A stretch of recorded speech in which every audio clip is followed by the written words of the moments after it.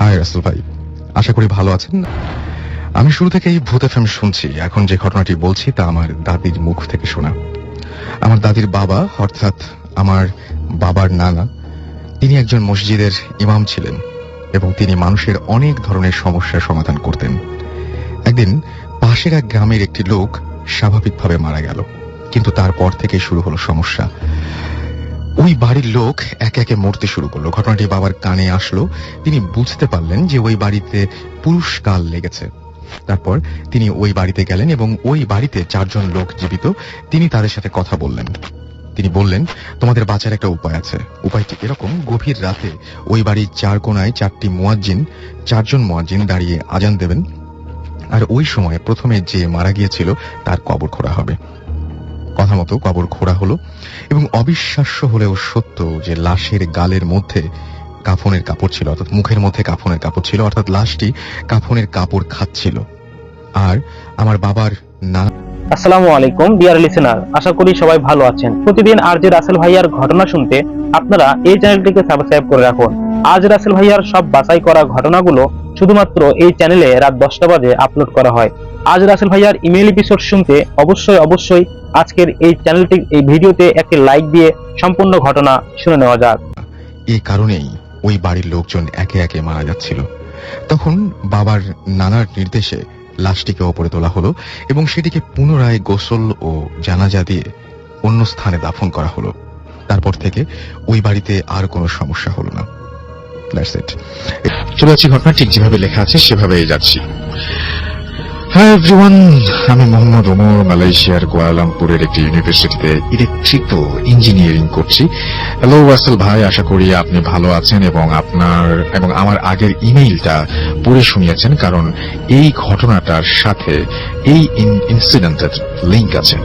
আমি যে ঘটনাটা শেয়ার করব সেটা ঘটেছিল 2012 সালের নভেম্বরে।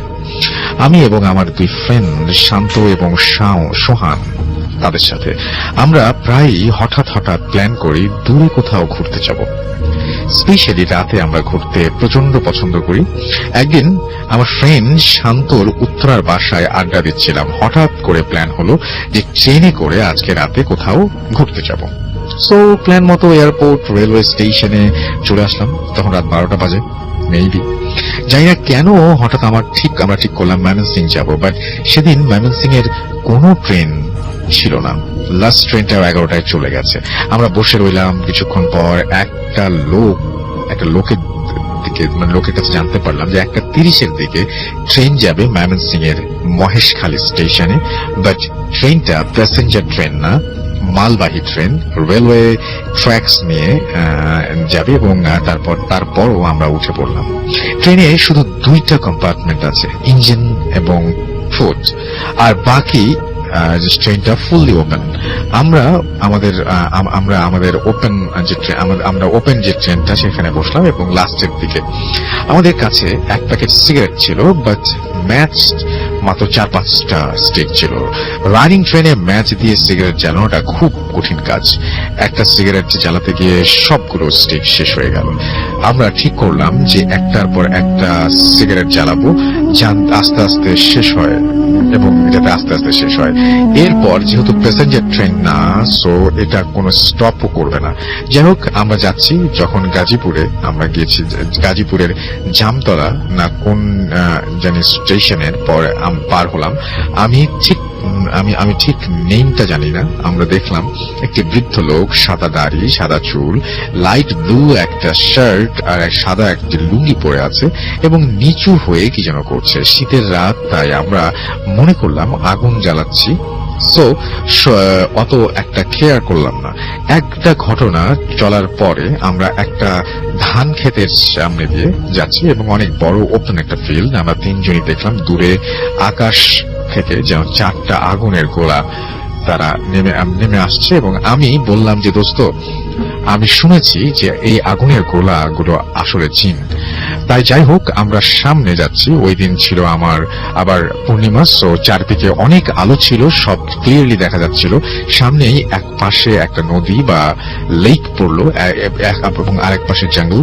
হঠাৎ খুবই বাজে একটা গন্ধ নাকে এসেছে এবং নাকে এসে লাগলো সুলফুর মতো, এবং এটা হচ্ছে যে কি আমি বুঝলাম না, যেটা যেটা মানে আচ্ছা সালফারের মতো হবে বোধহয়, যেটা হচ্ছে পচা ডিম থেকে আসে এরকম টাইপের একটা গন্ধ।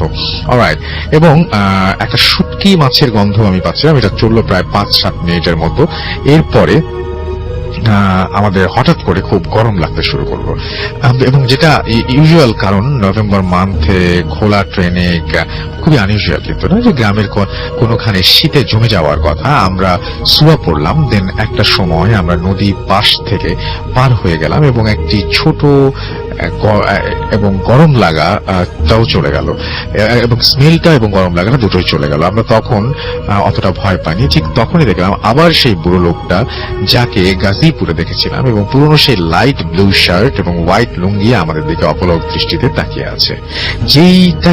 তাকে পাস করলাম, হঠাৎ আমি বললাম যে এটা কিভাবে সম্ভব, কারণ একটা লোক এত দূর ডিস্টেন্সে কেমনে আসবে, কারণ সে আমাদের ট্রেনে ওঠে নাই।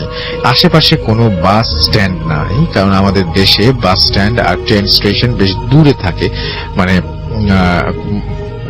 কোনো জায়গা থাকে, আবার কোনো জায়গায় কাছেও থাকে।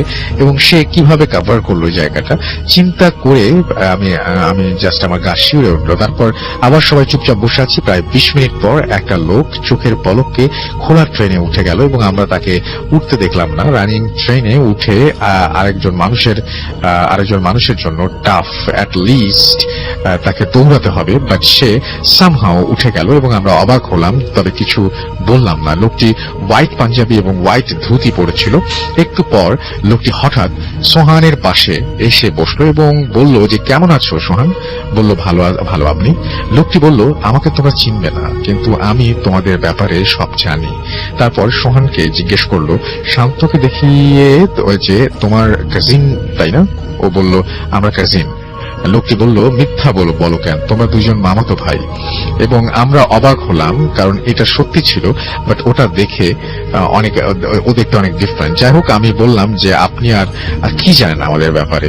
তখন লোকটি বললেন যে, শান্ত দিকে ঘুরে বললেন যে, তোমার বাবা মা যে একটা বাচ্চা পেয়েছিল কানাডাতে থাকতে, ঠিক বলছি না, এটা শুনতে আমরা অবাক হয়ে গেলাম, কারণ এটা সে কিভাবে জানে। আমরা ভয় পেলাম খুব এবারও, এবং সে বিকট কণ্ঠে হাসতে শুরু করলো, এবং হাসিটা কেমন যেন বলে বোঝাতে পারবো না। 2-3 জন লোক একসাথে যদি হাসে তেমন সাউন্ড হবে, ঠিক তেমন একটা সাউন্ড। এবং তিনি এটা মানে নন বিলিভ, মানে এটা যদি কেউ বিলিভ মি অর নট, রাতের বেলায় একরকম করে যদি কেউ এরকম করে যদি কেউ হাসি শোনে এবং সেখানে টিকতে পারবে না, এবং টিকাটা পসিবল না।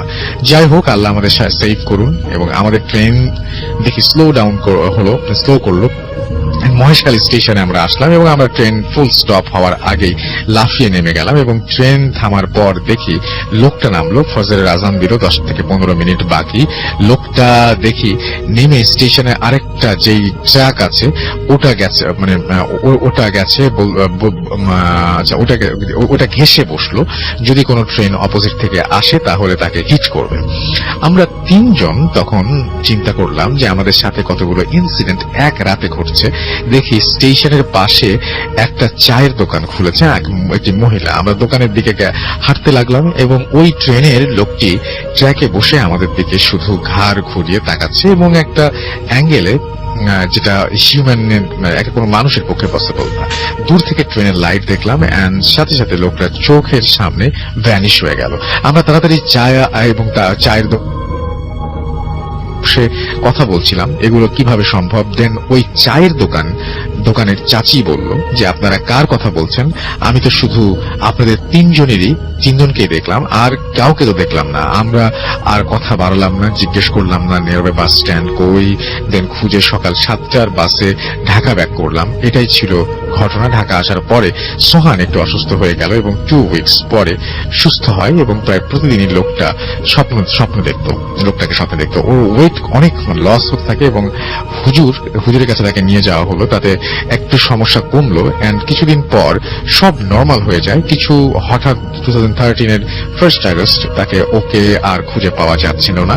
অনেক চেষ্টা করা হয়েছে, পুলিশ সার্চ ও করেছে, বাট আজ পর্যন্ত ও কোথায় আছে, কেমন আছে সেটা আমরা জানি না। ওর মিসিং হওয়ার পিছে এই ঘটনাটা আছে সেটা আমি বলবো না, বাট কে জানে আসলে কি হয়েছে।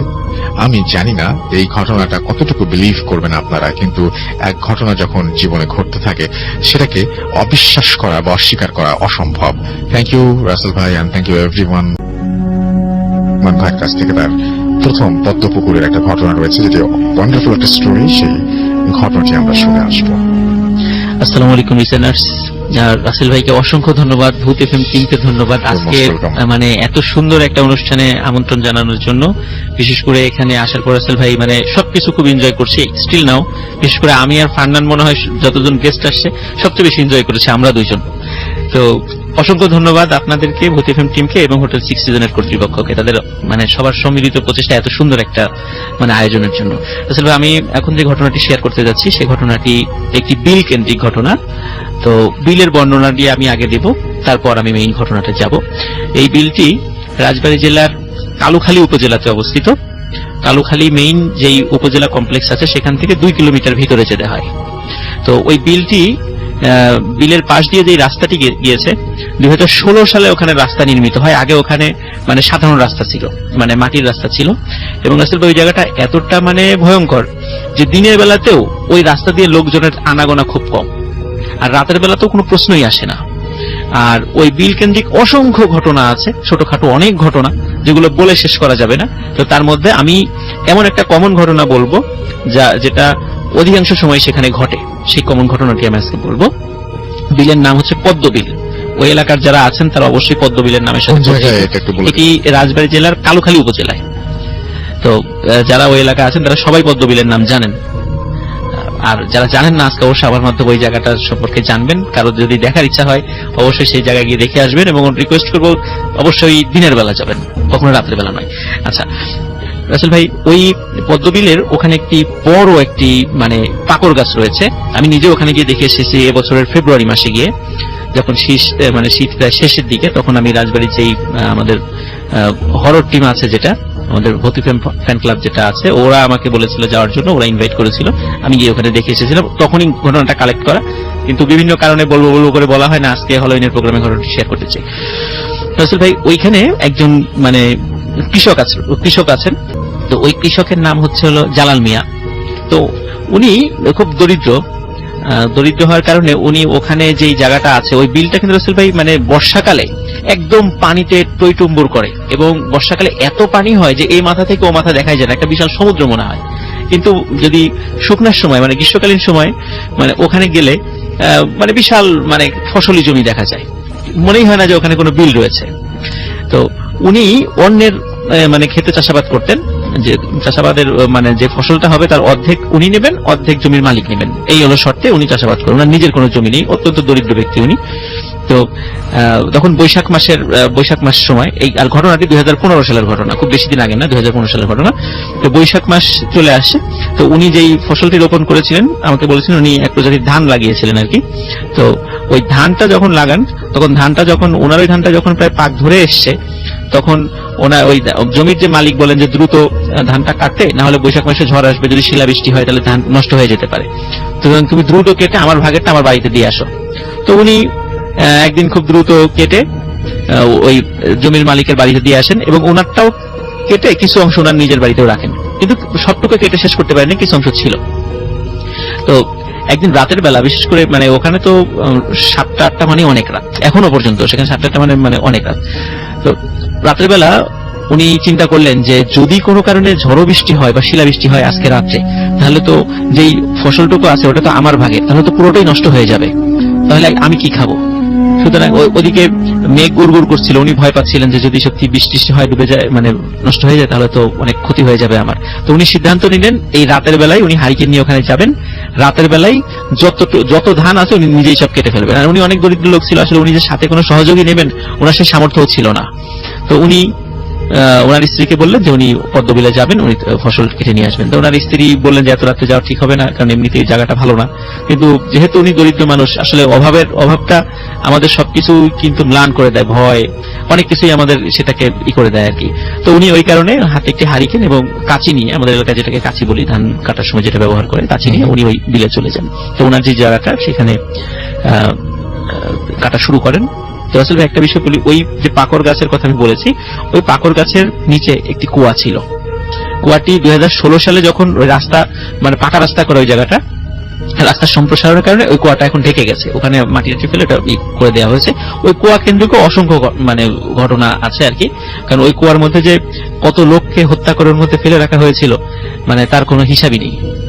ওখানে স্থানীয় লোকরা ওইটা সবাই জানেন আর কি, কুয়া সম্পর্কে আর ওই গাছ সম্পর্কে। তো উনি যথারীতি উনি ফসল কাটা শুরু করছিলেন। যখন ফসল কাটছেন, আস্তে আস্তে কাটছেন, হঠাৎ ওনার মনে হলো যে আর্মিরা যেমন মানে সবাই সারিবদ্ধভাবে মার্চ করতে করতে এগিয়ে আসে, মনে হচ্ছিল ওনার পেছন থেকে অনেক লোক মার্চ করতে করতে এগিয়ে আসছেন। তখন উনি পেছন দিকে তাকান। উনি পেছন দিকে তাকানোর পরে দেখতে পারেন ওই কুয়া থেকে অনেক লোক উঠে আসছে এবং কারো কারোর সাথে ঘোড়া রয়েছে। এবং রাসেল ভাই, ওই ঘোড়াগুলোর একটারও মাথা ছিল না। ওই কুয়ার মধ্যে থেকে সব উঠে আসছে একে একে। তো একে একে উঠে উঠে সবাই ওই মাঠের মধ্যে যাচ্ছে। যেতে যেতে ছিল সবাই মানে মাঠ বিশাল মাঠ, ওই মানে হাজার হাজার এরকম লোক মানে ঘিরে দাঁড়ায়, মাঠের ভিতরে গোল হয়ে দাঁড়ায়। এখন দেখে ওদের মধ্যে থেকে বেশ কিছু লোক রাজার মতো পোশাক পরা, তারা এগিয়ে গিয়ে একটা জায়গায় বসে। বসার পরে ওই যে রাসেল ভাই ঘোড়ার কথা বললাম, ওই ঘোড়ার উপরে সওয়ারিও ছিল। তখন ওরা সবাই ঘোড় দৌড়ের প্রতিযোগিতা করছে ওইটুকুর মধ্যে, মানে কে ফার্স্ট হবে। আর ওই যে রাজার মতো কয়েকজন বসে আছে, ওরা ওইটা দেখছেন। তো মনে হচ্ছে যে এখানে মানে একটা ঘোড় দৌড়ের প্রতিযোগিতা হচ্ছে। তো উনি এই বিষয়টা দেখেন। আর আরেকটা জিনিস হিসেবে দেখেন, ওখানে যতগুলো লোক ছিল মানে সবার মুখটা মনে হচ্ছে যে সবার মুখটা মানে মাথাটা কঙ্কাল, মানে আমাদের শরীরের মানে বডি ঠিক আছে, বাট মাথাটা মনে হচ্ছে শুধু খুলি, মানে এমনি কঙ্কাল যেটা বোঝায় আর কি, মাথাটা, মুখে কোনো মাংস নেই। এই দৃশ্য উনি দেখেন। তো এই দৃশ্য দেখে উনি যে ওখান থেকে দৌড় দিয়ে চলে আসবেন, ওনার শরীরটা মানে এমন ভাবে মনে হচ্ছিল ওনার শরীরটা জমে গেছে, উনি 1 ইঞ্চি ওখান থেকে নড়তে পারছিলেন না। তো উনি এসব দেখছেন। কিছুক্ষণ পরে দেখে যে ঘোড় দৌড়ের এই প্রতিযোগিতা শেষ হয়ে গেল। আবার সবাই সারিবদ্ধভাবে মানে হেঁটে হেঁটে ওই কুয়ার দিকে যেতে থাকলেন এবং সবাই কুয়ার মধ্যে চলে যাচ্ছে। ওই দৃশ্য উনি দেখছেন এবং তাকিয়ে দেখছেন। কিছুক্ষণ পরে মনে হলো সবাই চলে গেছে ওর মধ্যে। হঠাৎ উনি ফিল করলেন ওনার পেছনে কেউ একজন দাঁড়িয়ে আছে। তখন উনি সাহস করে ঘুরে তাকালেন। তখন ঘুরে তাকিয়ে দেখলেন মানে খুবই কুৎসিত চেহারার, জট মাথায় জট রয়েছে, একজন মহিলা দাঁড়িয়ে আছে। তখন মহিলা মানে তাকে বলছে যে তুই এত কিছু দেখে ফেললি, তুই এখান থেকে সরে গেলি না কেন, এই কাজটা ভালো করলি না। তো এই কথা যখন বলেছে, ওই মহিলার ভয়ঙ্কর চেহারা দেখে উনি তখন আর সাহস ধরে রাখতে পারেন নাই, উনি ওখানে সেন্সলেস হয়ে পড়ে যান। তো সকালে যখন পদ্মবিলাস সকালে যারা কাজ করতে এসেছে তখন তাকে সেন্সলেস অবস্থায় পান, তখন তাকে আবার জ্ঞান ফেরানো হয়। তখন উনি এই সব স্তরে সবাইকে ঘটনাটা বর্ণনা করেন যে এই ঘটনাটা ঘটেছিল। তো আসলে ঘটনাটা এখানে শেষ হলে পারতো, আসলে ঘটনাটা এখানে শেষ হয়নি, কারণ ঘটনা আর একটা খুবই একটা করুণ পরিণতির দিকে গিয়েছিল, সেটাই বলবো এখন। তো বর্ষাকালে কিন্তু ওই পদ্মবিল মানে মনে হয় যে সমুদ্রের মতো, আমি তো বলেছি একটু আগে, মানে এই মাথা থেকে ও মাথা আপনি কিছুই দেখতে পারবেন না, মানে চোখ যত দূর যায় শুধু পানি আর পানি।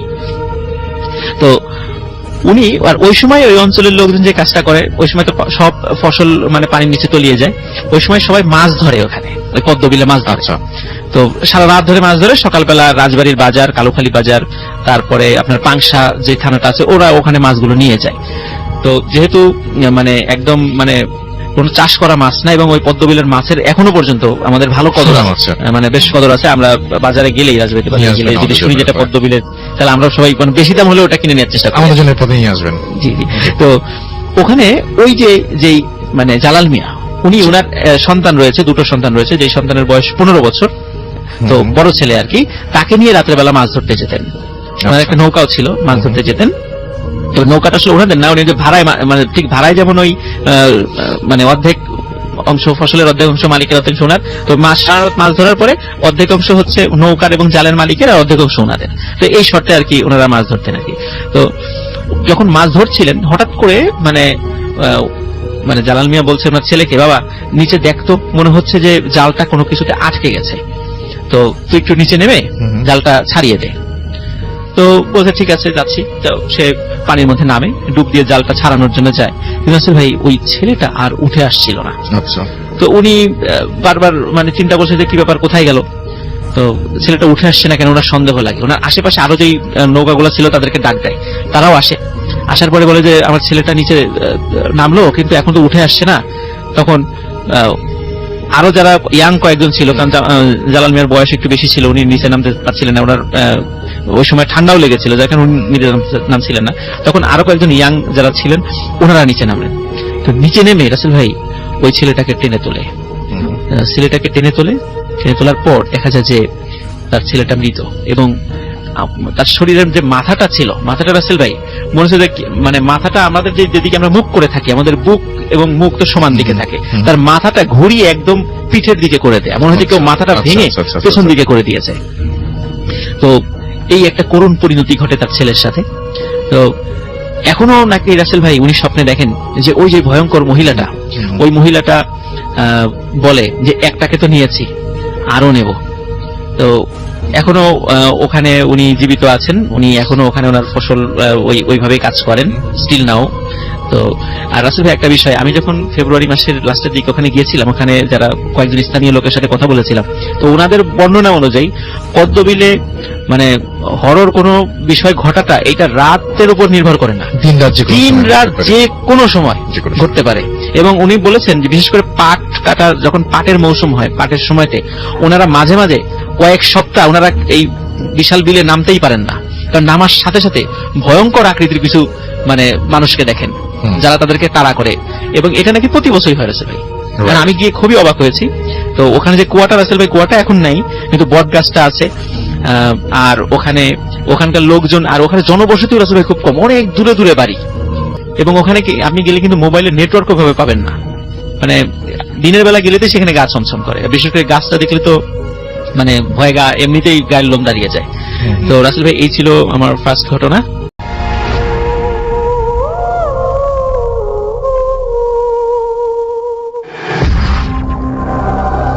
শুনছেন রেডিও ফুর্তি, চলছে ভূত এফএম হন্টেড বাই এয়ারটেল। যেমন কথা তেমন কাজ, ছোট্ট একটা ব্রেকের পরে ফিরে এলাম আবারও। আমি রাসেল আপনাদের সাথে আছি এবং আমার সঙ্গে রয়েছে মাসুম, এবং আপনারা শুনছেন ভূত এফএম হন্টেড বাই এয়ারটেল। চলে যাবো আমাদের প্রথম গেস্টের কাছে, অ্যান্ড তিনি এসেছেন ঢাকা মেডিকেল কলেজ থেকে। আপনার নামটা বলবেন? আমি ফাহাদ মুনতাসির। ওকে, ফাহাদ মুনতাসির, অনেক কষ্ট করে এসেছেন, থ্যাংক ইউ সো মাচ আমাদের সাথে জয়েন করার জন্য। সো কোন ঘটনা দিয়ে শুরু করছি আমরা? আমি আমার জীবনের মানে প্রথম ঘটে যাওয়া একটা ঘটনা দিয়ে শুরু করবো। সেদিন আমি পড়াশোনা শেষ করছি রাত 1:30টার সময়, প্র্যাকটিক্যাল হাতে লিখতেছিলাম। তো আমি যখন ঘুমাবো, মশারি খাটানো হয়ে গেছে, এমন সময় আমার কাজিন ফোন দিলেন শ্যামলী থেকে। তো কাজিন ফোন দিয়ে বললেন যে ওনার এক কর্মচারীর মানে হাতের উপর মানে গাড়ির গ্লাস পড়ছে। আচ্ছা, গাড়ির গ্লাস পড়ার পরে মানে ডেলটয়েড মাসেল, মানে হাতে যে মাসেলটা থাকে যেখানে ইনজেকশন করা হয়, তো ডেলটয়েড মাসেল, উনি তো আর মাসেল ছিলেন না, উনি বললেন যে হাত মানে গুরুতর ভাবে আহত হয়েছে, কেটে গেছে, তো আমি এমার্জেন্সিতে পাঠালাম, তুমি একটু যাও। হ্যাঁ, ওকে। তো আমি যখন এমার্জেন্সিতে যাব, তো আমি তখন একা। তো আমার রুমমেট ছিল নাজমুল। তো নাজমুলকে বললাম যে দোস্ত চল একসাথে যাই, একটু ঘুরে আসি, দেখে আসি কি অবস্থা। নাজমুল কি আপনার সঙ্গে আছেন এই মুহূর্তে? হ্যাঁ, নাজমুল আমার সঙ্গে আছে। একটু হ্যালো বলেন নাজমুল। Hello listeners. সো আপনি নাজমুল, রাইট? হ্যাঁ, আমি নাজমুল, ঢাকা মেডিকেল কলেজ। ওকে, ফাইন। তো আমি নাজমুলকে নিয়ে গেলাম এমার্জেন্সিতে গিয়ে দেখি তো ওই ছেলেটার হাতে অলরেডি মানে সেলাই করা হয়ে গেছে। তারপরে সেটা ড্রেসিং করার পরে যেহেতু মানে ডেলটয়েড মাসেলের নিচে ছিল হিউমেরাস একটা বন্স, তো বন্সটা ভেঙে গেছিল, এই কারণে সেখানে প্লাস্টার করার দরকার ছিল। তো প্লাস্টার করা হয়ে গেলে তো ওর সাথে যে ছেলেটা আসছিল সেই ছেলেটা ওকে বাসায় নিয়ে যায় আর কি। আচ্ছা। তো এমার্জেন্সি গেট থেকে বের হয়ে আমি নাজমুল চিন্তা করলাম যে এত রাত, শীতের রাত, তো এই সময় হসপিটালের মধ্যে দিয়ে যাব নাকি রিক্সা নিয়ে চাঙ্কারপুল দিয়ে যাব। আচ্ছা। তো হলে যাওয়ার দুইটা রাস্তা, একটা হলো চাঙ্কারপুল দিয়ে যাওয়া যাবে, আরেকটা হলো মেডিকেল কলেজের ভিতর দিয়ে, ওকে। হসপিটালের মধ্যে, তারপর মেডিকেল কলেজ, তারপর আমাদের নিউক্লিয়ার মেডিসিন, তারপর মর্গ আছে, ওই পাশ দিয়ে যাওয়া যাবে। ওইটা আমাদের জন্য খুবই সহজ একটা রাস্তা। তো আমরা ভাবলাম যে হসপিটালের মধ্যে দিয়ে যাই, দেখি রোগীগুলো কি অবস্থায় আছে এই শীতের রাতে, তো তাদের কষ্টটা একটু হলেও আমরা আজ করতে পারবো আর কি। তো নাজমুলের সাথে শেয়ার করে দুজন একসাথে গেলাম। তো যাইতেই মানে হসপিটালের মধ্যে আমাদের লিফট আছে, লিফট দিয়ে 3 তলা পর্যন্ত যাওয়া যায়। তো ওই সময় ইন্টার্নিরত এক ভাইয়া আমাদের হোস্টেলেই থাকেন। তো উনি আমাদের বললেন যে তোমাদের ব্যাচের একটা মেয়ে এই অবস্থায় ভর্তি হয়েছে কিছুক্ষণ আগে, তো ওর আম্মুর সাথে আসছে, তো তোমরা প্লিজ একটু যাও উপরে, কেবিনে যাও, কেবিনে যে দেখো যে ওদের কিছু লাগবে কিনা, কারণ এত রাতে মানে ওর আম্মার পক্ষে সম্ভব না সবকিছু মানে যা কিছু লাগবে তা জোগাড় করা। রাইট। তো এই ক্ষেত্রে আমি আর নাজমুল সিদ্ধান্ত নিলাম যে যাই একটু দেখে আসি, যেহেতু আমাদের ইয়ারমেট। তো আমরা গেলাম 3 তলায় ওঠার পরে, তো আমরা কেবিনে যাব। আমরা জানি যে আমাদের স্টুডেন্টস কেবিন মেল যেটা সেটা হচ্ছে 34 এবং 35 নাম্বার, এবং যেটা ফিমেল মানে স্টুডেন্টস কেবিন সেটা হচ্ছে 19 নাম্বার। আচ্ছা। তো আমরা যথারীতি 19 নাম্বার কেবিন এর আগে কখনো যাই নাই। দ্যাট মিন্স যারা হচ্ছে মানে এমনি জেনারেল পেশেন্ট, তাদের যে ওয়ার্ড গুলো থাকে সেখান থেকে স্টুডেন্টদের ওয়ার্ড গুলো একটু আলাদা জায়গায় হয়, একটু অন্য জায়গায় হয়, এক জায়গায় হয়, কিন্তু কেবিন গুলো আমাদের আলাদা। রাইট। তো 19 নম্বর কেবিন নার্সকে জিজ্ঞেস করলাম যে সিস্টার 19 নম্বর কেবিনটা কোন দিকে? তো উনি বললেন যে 19 নম্বর কেবিনে তো কেউ নাই, আপনারা অপোজিট কেবিনে যান, সর্বশেষ যে কেবিনটা আছে ওই কেবিনে যান, ওই কেবিনে ঢাকা মেডিকেলের একজন স্টুডেন্ট ভর্তি হয়েছে। আচ্ছা। তো ওনার কথা শুনে আমি আর নাজমুল ওইদিকে যাচ্ছিলাম। তো আশ্চর্য লাগলো একটা জিনিস, যে প্রত্যেকটা দরজাতে তালা মারা। অন্যান্য বাকি যেসব কেবিন গুলো ছিল, কেবিন নাম্বারটা আমার তখন আমি জানি না, এখনো দেখিনি, তবে সর্বশেষ কেবিন যেটা সেইটাতে। আচ্ছা। তো করিডোর দিয়ে যাচ্ছি আমি নাজমুল, কিন্তু একটাও লাইট নাই সেখানে, অন্ধকার। এটা তো পুরো ন্যাচারাল না বোধহয়, মনে হয় না। তারপর আমরা গেলাম কেবিনের সামনে। তো কেবিনের ভিতরে দেখলাম যে অন্ধকার, দরজাটা ভাজানো আছে, কিন্তু মানে তালা মারা নাই। মনে হলো যে কেউ আসছে ভিতরে। তো এরকম সময় আমি 2 বার নক করলাম যে হ্যালো, কেউ আছে কিনা। তো ওই মেয়ের নাম ছিল স্নেহা। আচ্ছা। তো স্নেহাকে ডাকলাম, স্নেহা স্নেহা বললাম। তারপর দেখি কোনো রেসপন্স নাই। তো আমি নাজমুলকে বললাম যে দোস্ত তুমি যাও একটু করিডোরের লাইটটা জ্বালাও আর দেখি খোলে কিনা, মানে কেউ সাড়া দেয় কিনা। তো এইরকম সময় দেখি যে এক ভদ্রলোক উনি আসলেন। তো উনি এসে আমাকে বললেন যে এই তুমি আমার সাথে ভিতরে আসো। তো আমি ভাবছি যে উনি হয়তো ডাক্তার। তো ওনার সাথে ভিতরে গেছি। ভিতরে যাওয়ার পর উনি বলেন যে দরজাটা লাগায় দাও। লোকটার বর্ণনা দেন একটু, লোকটা কেমন ছিল? লোকটা স্বাস্থ্য ভালো, দেখে মনে হচ্ছে যে একজন ডাক্তার। তো মানে অ্যাপ্রন ছিল সাথে। আচ্ছা। অ্যাপ্রন ছিল, এটা দেখে বুঝছি যে উনি ডাক্তার। রাইট। তো এত রাতে ডাক্তার ছাড়া তো কারো আসার কথা না। তারপর উনি বললেন যে ঘরের ভিতর অন্ধকার, তো উনি বললেন তুমি লাইটটা অন করো। তো আমি মোবাইলটা বের করলাম পকেট থেকে, বের করে মোবাইলের যে ক্ষীণ আলো সেটা দিয়ে আমি খুঁজতেছিলাম যে কোথায় বোর্ড। তো আমি যখন বোর্ডটা খুঁজতেছি, এইরকম সময় আমি বেডের সাথে ধাক্কা খাই। ওখানে ধাক্কা খাওয়ার পর আমার মোবাইলটা পড়ে যায়, এবং আমি যখন আমার হাতটা পড়ে বেডের উপর, তখন আমি অস্বাভাবিক কিছু জিনিস মানে অনুভব করলাম। কিরকম সেটা? সেটা হলো আমি যেটা স্পর্শ করলাম সেটা মনে হচ্ছে একটা মানুষের শরীর, কিন্তু সেটা মানে লিভিং বডি না, ডেড বডি। আর মেডিকেল টার্মে ডেড বডিকে ক্যাডেভার বলা হয়। আচ্ছা। তো আমরা সাধারণত যে ফার্স্ট ইয়ার সেকেন্ড ইয়ার স্টুডেন্টরা আমরা অ্যানাটমি ডিসেকশন হলে যেসব ক্যাডেভার গুলো মানে ডিসেকশন করি, সেগুলো মূলত মানে শক্ত হয়, স্কিনের মধ্যে ফ্লুইড থাকে না ফরমালিন দেওয়ার কারণে, এবং একটা গন্ধ থাকে ফরমালিনের। তো ফরমালিনের গন্ধ সাধারণত নাকে গেলে মানে চোখে জলে আর কি, চোখ দিয়ে পানি ঝরে। তো যাই হোক, আমি স্পর্শ করলাম, তো মনে হলো এটা একটা ডেড বডি। তো আমি অবাক হলাম যে এখানে ডেড বডি, ওয়ার্ডে তো থাকার কথা না ডেড বডি, এখানে তো সাধারণত স্নেহা বা অন্য কারো থাকার কথা, বা ওর আম্মুর। তারপর আমি মানে খুব তাড়াহুড়া করে মানে বোর্ড খুঁজতে লাগলাম, সুইচ বোর্ড। হ্যাঁ, সুইচ বোর্ড। তারপর আমি সুইচ বোর্ড কোনোভাবে পেলাম। তো আমি যখন সুইচটা অন করলাম, তখন টিউব লাইট, ফ্লোরোসেন্ট বাল্ব যেটা, সেটা যখন নষ্ট হয় তখন দেখা যায় টিপ টিপ টিপ টিপ করে। রাইট। তো বাল্বটা পুরোপুরি জ্বলতেছিল না, মানে টিপ টিপ করতেছিল। তো এমন সময় আমি শুধু এতটুকুই দেখতে পেলাম যে ওখানে একটা লাশ মানে পড়ে আছে, ডেড বডি, এবং পুরাটা সাদা কাপড় দিয়ে ঢাকা। সাধারণত আপনারা দেখছেন যে যারা যারা লাশ দেখছে হসপিটালে, তারা হয়তো দেখছে যে সাদা কাপড় দিয়ে ঢাকা। তো এরকম একটা মুহূর্তে আমি ওই লোকটাকে খুঁজলাম, কিন্তু মানে আশ্চর্যজনক যে ওই লোকটার রুমের মধ্যে নাই। তো লোকটা যখন রুমে আসলো, তখন হচ্ছে তার বুট জুতা ছিল, ওর জুতার শব্দ পাওয়া যাচ্ছিল, কিন্তু লোকটা যদি বেরিয়ে যায় তাহলে তো অবশ্যই জুতার শব্দ পাওয়া যাবে, কিন্তু লোকটা ওখান থেকে উধাও হয়ে গেল। তো এরকম সময় আমার মাথা কাজ করতেছিল না যে আমি কি করব। আপনি একটা পেশেন্ট দেখতে এসেছেন, দেখলেন যে বিছানায় শুয়ে আছে একটা ডেড বডি, এবং যে লোকটি আপনাকে বলেছিলেন যে এই দিকে আসো, সেই লোকটি সেই মুহূর্তে নাই। সো তারপর আমি নাজমুলকে যে ডাকবো, নাজমুল তখনও হচ্ছে বাইরে, মানে ও সুইচ করতেছিল ওখানকার। তো নাজমুলকে আমি ডাকবো, আমার গলাতে কথা বের হচ্ছে না। তারপর আমি আমার মেন দরজা ভেবে আমি টয়লেটের দরজা ধরে টানাটানি করতেছি, কিন্তু মানে দরজা আর খুলে না। আর মনে হলো যে পিছন থেকে, আর তখন বাল্বটাও অফ হয়ে গেছে। আচ্ছা। আর ওইরকম সময় মনে হলো যে পিছন থেকে কি জানি শীতল একটা হাত আমার ঘাড়ে দিছে। আচ্ছা। এই তারপর আমি আর মানে কিছু মনে নাই, তখন আমি তো সেন্সলেস অবস্থায় পড়ে গেছি। তো পরে যখন আমি জ্ঞান ফিরছে তখন নাজমুলের কাছ থেকে আমি বাকিটা শুনলাম। নাজমুল, আমি আপনাকে একটু জিজ্ঞেস করি যে আসলে বেসিক্যালি উনি যখন রুমের মধ্যে গেলেন তখন বাইরে আপনি কি করছিলেন বা কি অবস্থা ছিল? আসলে বাইরে আমাকে তখন মুনতাসির বলছিল যে যেহেতু আমরা পেশেন্ট দেখতে যাচ্ছি, আমাদের ক্লাসমেট, তো কিছু খাবার দাবার যেমন ধরেন জুস বা কেক এই টাইপের কিছু আনার জন্য লাইট অফ অন করতে বলা হয়েছিল, কিন্তু লাইট খুঁজে পাইনি আমি, সুইচ বোর্ড। সো আমি চলে গেছি। ইমার্জেন্সি আশেপাশে দেখা যায় সবসময় আপনার দোকানগুলো খোলা থাকে অনেক রাত পর্যন্ত, যেহেতু ইমার্জেন্সি মানে যে কোনো সময় লাগতে পারে। সো আমি নিচে যে খাবার দাবার একটা জুস কিনে তারপর আসলাম। এখন সেই নিচে যাওয়া এবং আসা এর মধ্যে যে সময়ের ব্যবধানটা, এটা আপনার 15 থেকে 20 মিনিট হবে। এর মধ্যে সম্ভবত এটা হচ্ছে। এটা আসলে ও ভিতরে কি ঘটছে এটা জানি না। আমি যাওয়ার পর কি অবস্থায় পেলেন? আমি যাওয়ার পর সব মানে নরমাল, সব নরমাল। এখন আমার প্রশ্ন হচ্ছে যে আপনি যখন ভিতরে ঢুকলেন তখন আপনি বেডে কি দেখতে পেয়েছিলেন? আচ্ছা, আমি তখন আসলে বেডে একটা ডেড বডি ছিল আসলে।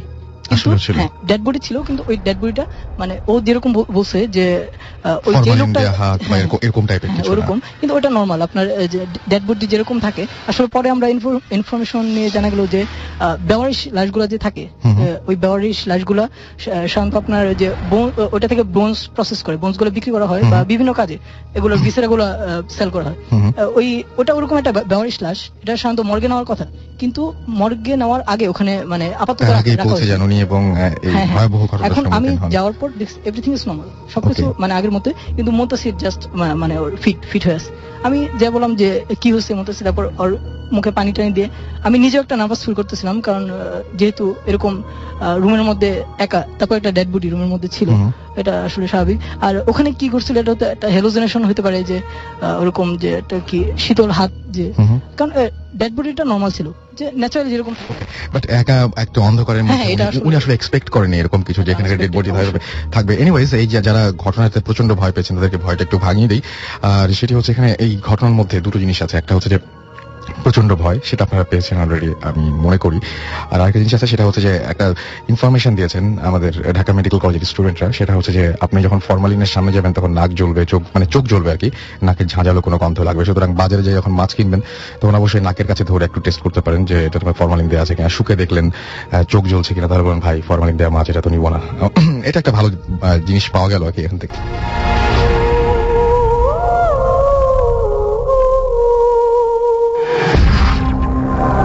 সবসময় রেডিও ফুর্তি চলছে ভূত এফএম হন্টেড বাই এয়ারটেল। সাথে আছে আমি রাসেল, আমার সাথে আছে মাসুম, এবং আজকের অতিথিরা যারা একটার পর দারুণ দারুণ সব ঘটনা নিয়ে বসে আছেন। আমার মনে হয় যে আপনি কিছু বলতে চাচ্ছেন, বলে ফেলুন। আমার সবচেয়ে অবাক লাগছে যে মানে যে মেয়েটার কথা বলা হয়েছে যে অসুস্থ, সে কিন্তু অসুস্থ ছিল না এবং হসপিটালে সে ভর্তিও হয়। তার মানে সেই ইনফরমারটা যিনি ছিলেন, যে ইনফরমেশন দিয়েছিলেন, পরের দিন ক্লাসও করছে। যদি কেউ মেডিকেল এরকম অবস্থায় ভর্তি হয় তাহলে সাধারণত তার ক্লাস করার কথা না। এটা আমি জিজ্ঞেস করতে ভুলে গেছিলাম। এবং মানে রুমের যে লাইটটা আমি দেখছি যে মানে টিপ টিপ করতেছিল, সেটা যখন আমার জ্ঞান ফিরে তখন দেখি যে অটোমেটিক জ্বলতেছে। আচ্ছা, তার মানে ওই মুহূর্তটা সবকিছু এলোমেলো ছিল। অলরাইট, আমাকে ঐশী খুলশি থেকে লিখেছেন যে ভূত এফএম শোনার জন্য প্রতি ফ্রাইডে ওয়েট করি। আমাকে লিখেছেন তপন ফ্রম ড্রেমরা যে ভূত এফএম অনেক ভালো লাগছে। লাবণ্য আমাকে লিখেছেন ময়মনসিং থেকে, আমি ভাইয়া আম্মু একসাথে ভূত এফএম শুনছি। ইমরান, অন্তর, মৃদুল, জনি, এরা সবাই রেডি। অ্যান্ড আলমগীর ময়মনসিং থেকে লিখেছেন যে আমরা সবাই ভূত এফএম শুনছি। নাবিলা আমাদেরকে এসএমএস করেছেন, এবং নাবিলাও এই মুহূর্তে আমাদের সঙ্গে রয়েছেন। আমাদের সঙ্গে রয়েছেন সপ্তিক হরিয়ান থেকে, এবং আমাদের সাথে আছেন মাহি ফ্রম খুলনা ফুলবাড়ি ঘাট। আমাদের সাথে জহির আছেন কালীগঞ্জ থেকে, এছাড়াও অনন্ত আছেন আমাদের সঙ্গে ফরিদাবাদ থেকে, এছাড়াও জুবাইর এবং জুনাইদ দুজনেই রয়েছেন। রনি এবং মিল্টন রয়েছেন, রাজীব দাস সিলেট থেকে আমাদের সঙ্গে রয়েছেন, কল্যাণ রয়েছেন কাতিপাড়া থেকে, পারভেজ মানিকগঞ্জ থেকে, এস কে রনি আমাদের সঙ্গে রয়েছেন, SMS করেছেন বেশ কিছু, এবং আমাদের সাথে SMS করেছেন আমাদেরকে সাব্বি ইসলাম, এছাড়াও আমাদেরকে SMS করেছেন শুভ্র পটুয়াখালী থেকে, অনেক দূর থেকে SMS করেছেন। এছাড়াও আমাদেরকে SMS করেছেন mister Akbar, Shafiq and DVD booth সহ আরো অনেকে। আর যারা ঢাকা স্টুডেন্টে এখন ঢাকা ইউনিভার্সিটিতে এখন স্টুডেন্ট এবং যারা বিভিন্ন মেডিকেল কলেজের স্টুডেন্ট, তাদের কাছে অনেক ঘটনাগুলো ভালো লাগবে, অনেকে রিলেট করতে পারবেন এবং অনেকে নিশ্চয়ই রেসপন্স করবেন, আমি সেটা আশা করবো। যারা আমাদেরকে SMS করতে চাচ্ছেন কিন্তু SMS করতে পারছেন না, তাদেরকে বলি যে আপনার এয়ারটেল নাম্বার থেকে বা অন্য যে কোনো নাম্বার থেকে টাইপ করুন SHOUT শাউট স্পেস আপনার নাম স্পেস আপনার মেসেজ, পাঠিয়ে দিন 9840 নাম্বারে। আমি চলে যাচ্ছি পরবর্তী ঘটনায়, এবং এই ঘটনাটিও এমন একজন পাঠিয়েছেন যিনি এই মুহূর্তে আমাদের সাথে রেডিও ফুর্তিতে এসে জয়েন করতে পারেননি, বাট তিনি হয়তো এই মুহূর্তে আমাদের শুনছেন এবং আমাদেরকে ইমেল পাঠিয়েছেন। ইমেলটি ভালো লেগেছে বলেই পড়ছি। আমাদেরকে লিখেছেন, রাসেল ভাই প্লিজ আজই আমার ঘটনাটি পড়ে শোনান, এটা না পড়লে আর ঘটনা পাঠাবো না, কারণ এটি আমার জীবনের শ্রেষ্ঠ ঘটনা। আমার নাম আনোয়ার হোসেন, আমার ঠিকানা মামুন স্মৃতি পাবলিক স্কুল জামালপুর, এবং তারপরে তিনি মোবাইল নাম্বার দিয়েছেন। আচ্ছা, লিখেছেন, আমার ঘটনা একটু ধার্মিক প্রকৃতির, তাই গত রমজানে আমরা কয়েকজন মিলে 10 দিনের জন্য মসজিদে ইত্তেকাফে ছিলাম। আমাদের সাথে ছিলেন আমাদের এক দাদা। যাই হোক, আমাদের মসজিদের হুজুর হলেন একজন হাফেজ। 25শে রমজানের রাতে যখন তিনি তারাবিহ পড়াতে চলে যাচ্ছিলেন, তখন আমরা তাকে অনুরোধ করলাম যে তিনি যেন আমাদের সাথে রাতে থাকেন। তিনি আমাদের কথা মেনে নিলেন এবং আমাদের সাথে থাকতে রাজি হলেন। রাতে খাওয়া দাওয়া করার পর আমরা তাকে বললাম তিনি যেন আমাদেরকে তার বাস্তব জীবনের কিছু ঘটনা বলেন। তো তিনি বললেন, আচ্ছা ঠিক আছে, তার ঘটনাটি আমি নিজের তার ভাষায় লিখছি। আমরা তখন হাফেজি পড়ছি এক মাদ্রাসায়, সঙ্গত কারণে আমি মাদ্রাসা এবং এলাকার নাম বলবো না। তো দিন ভালোই চলছিল। ওই এলাকার একটি রীতি ছিল, কোনো বাড়িতে যদি কোনো লোক মারা যায় তবে ওই মৃত লোকের বাড়ি থেকে যে কোনো একজন হাফেজকে এক নাগারে 40 দিন খাবার সরবরাহ করা হতো। তাই যদি কোনো লোক মারা যেত তবে ওই মাদ্রাসা থেকে একজন হাফেজ মৃত লোকের বাড়িতে 40 দিন 3 বেলা খেতে যেত। হঠাৎ ওই মাদ্রাসায় একজন নতুন ছাত্রের আগমন ঘটল, কিন্তু ঘটনাক্রমে তাকে জায়গির অর্থাৎ লজিং নেয়ার মতো কোনো লোক পাওয়া গেল না। তাই সে বাধ্য হয়ে প্রথম দিন কোনোভাবে অন্য ছাত্রদের কাছ থেকে খাবার খেলো। সবচেয়ে আশ্চর্যজনক ব্যাপার হলো, তার পরের দিনই ওই এলাকায় একজন লোক মারা গেল। ফলে 40 দিনের জন্য নতুন ছাত্রটির খাওয়া দাওয়ার ব্যবস্থা হয়ে যায়। 40 দিন চলে গেলেও তার লজিং এর কোনো ব্যবস্থা হলো না। তার পরের দিনই অর্থাৎ 41 দিনের মাথায় আরেকজন লোক মারা যায়। ফলে আবারও 40 দিনের জন্য থাকা খাওয়ার ব্যবস্থা হয়ে গেল, আবারও লজিং এর ব্যবস্থা হলো, এবং আবারও 41 দিনের মাথায় আরেকজন লোক মারা যায়। এভাবে ওই এলাকায় পর্যায়ক্রমে 7 জন লোক মারা গেল, অর্থাৎ প্রায় 9 মাসের মতো অতিবাহিত হলো। এই অবস্থায় ওই মাদ্রাসার সুপার অর্থাৎ প্রধান হুজুর একটি স্বপ্ন দেখলেন। স্বপ্নে তিনি দেখলেন যে একটি কণ্ঠ তাকে বলছে যে আপনাদের মাদ্রাসায় যে নতুন ছেলেটি এসেছে সে ভবিষ্যতে একজন সেরকম ধরনের একজন ইমানদার, একজন বা বিশেষ কেউ একজন আর কি। তিনি বলছেন যে এভাবে তার এই জন্যই আল্লাহ তার খাওয়া দাওয়ার ব্যবস্থা করছেন। পরের দিন সকালে ওই সুপার এলাকার চেয়ারম্যান এবং গণ্যমান্য লোকদের ডেকে ওই ছেলেটির লজিং এর ব্যবস্থা করেন এবং সমস্ত ব্যাপারটি সবার কাছে লুকিয়ে রাখেন। পরে তিনি ওই ছাত্রটিকে ডেকে তাকে পরীক্ষা করেন এবং ঘটনার সত্যতা প্রমাণিত হয়। পরে তিনি সব ছাত্রদের কাছে ঘটনাটি খুলে বলেন এবং ওই ছাত্রটিকে মাদ্রাসার সুপার নিযুক্ত করেন। আশ্চর্য হলেও সত্য, পরবর্তী 2 বছরে ওই এলাকায় আর একটি লোকও মারা যায়নি। এই ছিল হুজুরের ঘটনা। পরের দিন সকালে ফজর নামাজ পড়তে তিনি চলে যান। তারপর আমাদের যা ঘটে তা 29 রমজানের রাতে। বলে রাখি, নিয়ম হলো যারা ইত্তেকাফে থাকবে তারা বিজোড় রাত্রিতে ইবাদতে কাটাবে। তাই আমরা সবাই সেদিন নামাজ কালাম পড়ে 12:30টায় ঘুমাতে যাই এবং আমাদের সাথে যে যার দাদাটি ছিলেন তিনি অনেক পরহেজগার। তো তিনি শোবার আগে প্রতিদিনের মতো দোয়া কালাম পড়ে মসজিদের দরজা ভালো করে খিল দিয়ে বন্ধ করলেন। সবাই শুয়ে পড়লো, তবুও আমরা ঘুমালাম না, বরং না ঘুমিয়ে তাসবিহ তেলাওয়াত করছিলাম। পুরো মসজিদে পিন পতন নীরবতা। এমন সময় হঠাৎ করে ঠাস করে একটা শব্দ, মসজিদের দরজা খুলে গেল। বাইরে লাইট জ্বালানো ছিল, লাইটের আলোয় আমরা দেখতে পেলাম অনেকগুলো ছোট ছোট কি যেন মসজিদে ঢুকছে। আমাদের কারো সাহস হলো না দরজা বন্ধ করে আসার। দাদা গিয়ে দরজা বন্ধ করে আসলেন। ঠিক কিছুক্ষণ পর পুরো মসজিদে একটি সুবাস ছড়িয়ে পড়ল। তারপর আমরা সবাই আমরা সবাই একসাথে অনেক মানে কি বলবো যে কালাম পড়ার শব্দ শুনতে পেলাম, এবং অনেকক্ষণ পর গুঞ্জন থামলো।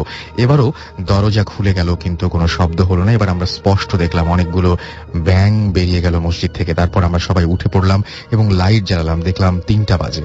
একটু পরে আমাদের সবার বাড়ি থেকে খাবার এলো এবং সবাই সেহরি খেলাম। পরে দাদা আমাদের বললেন ওগুলো জিন ছিল।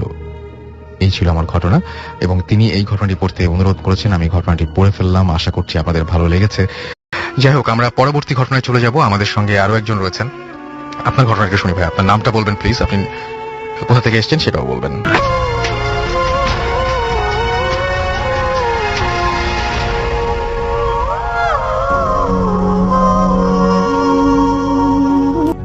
আসসালামু আলাইকুম রাসেল ভাইয়া, আমি মাহমুদ সোহেব। আমি একটি ঘটনা শেয়ার করতে যাচ্ছি।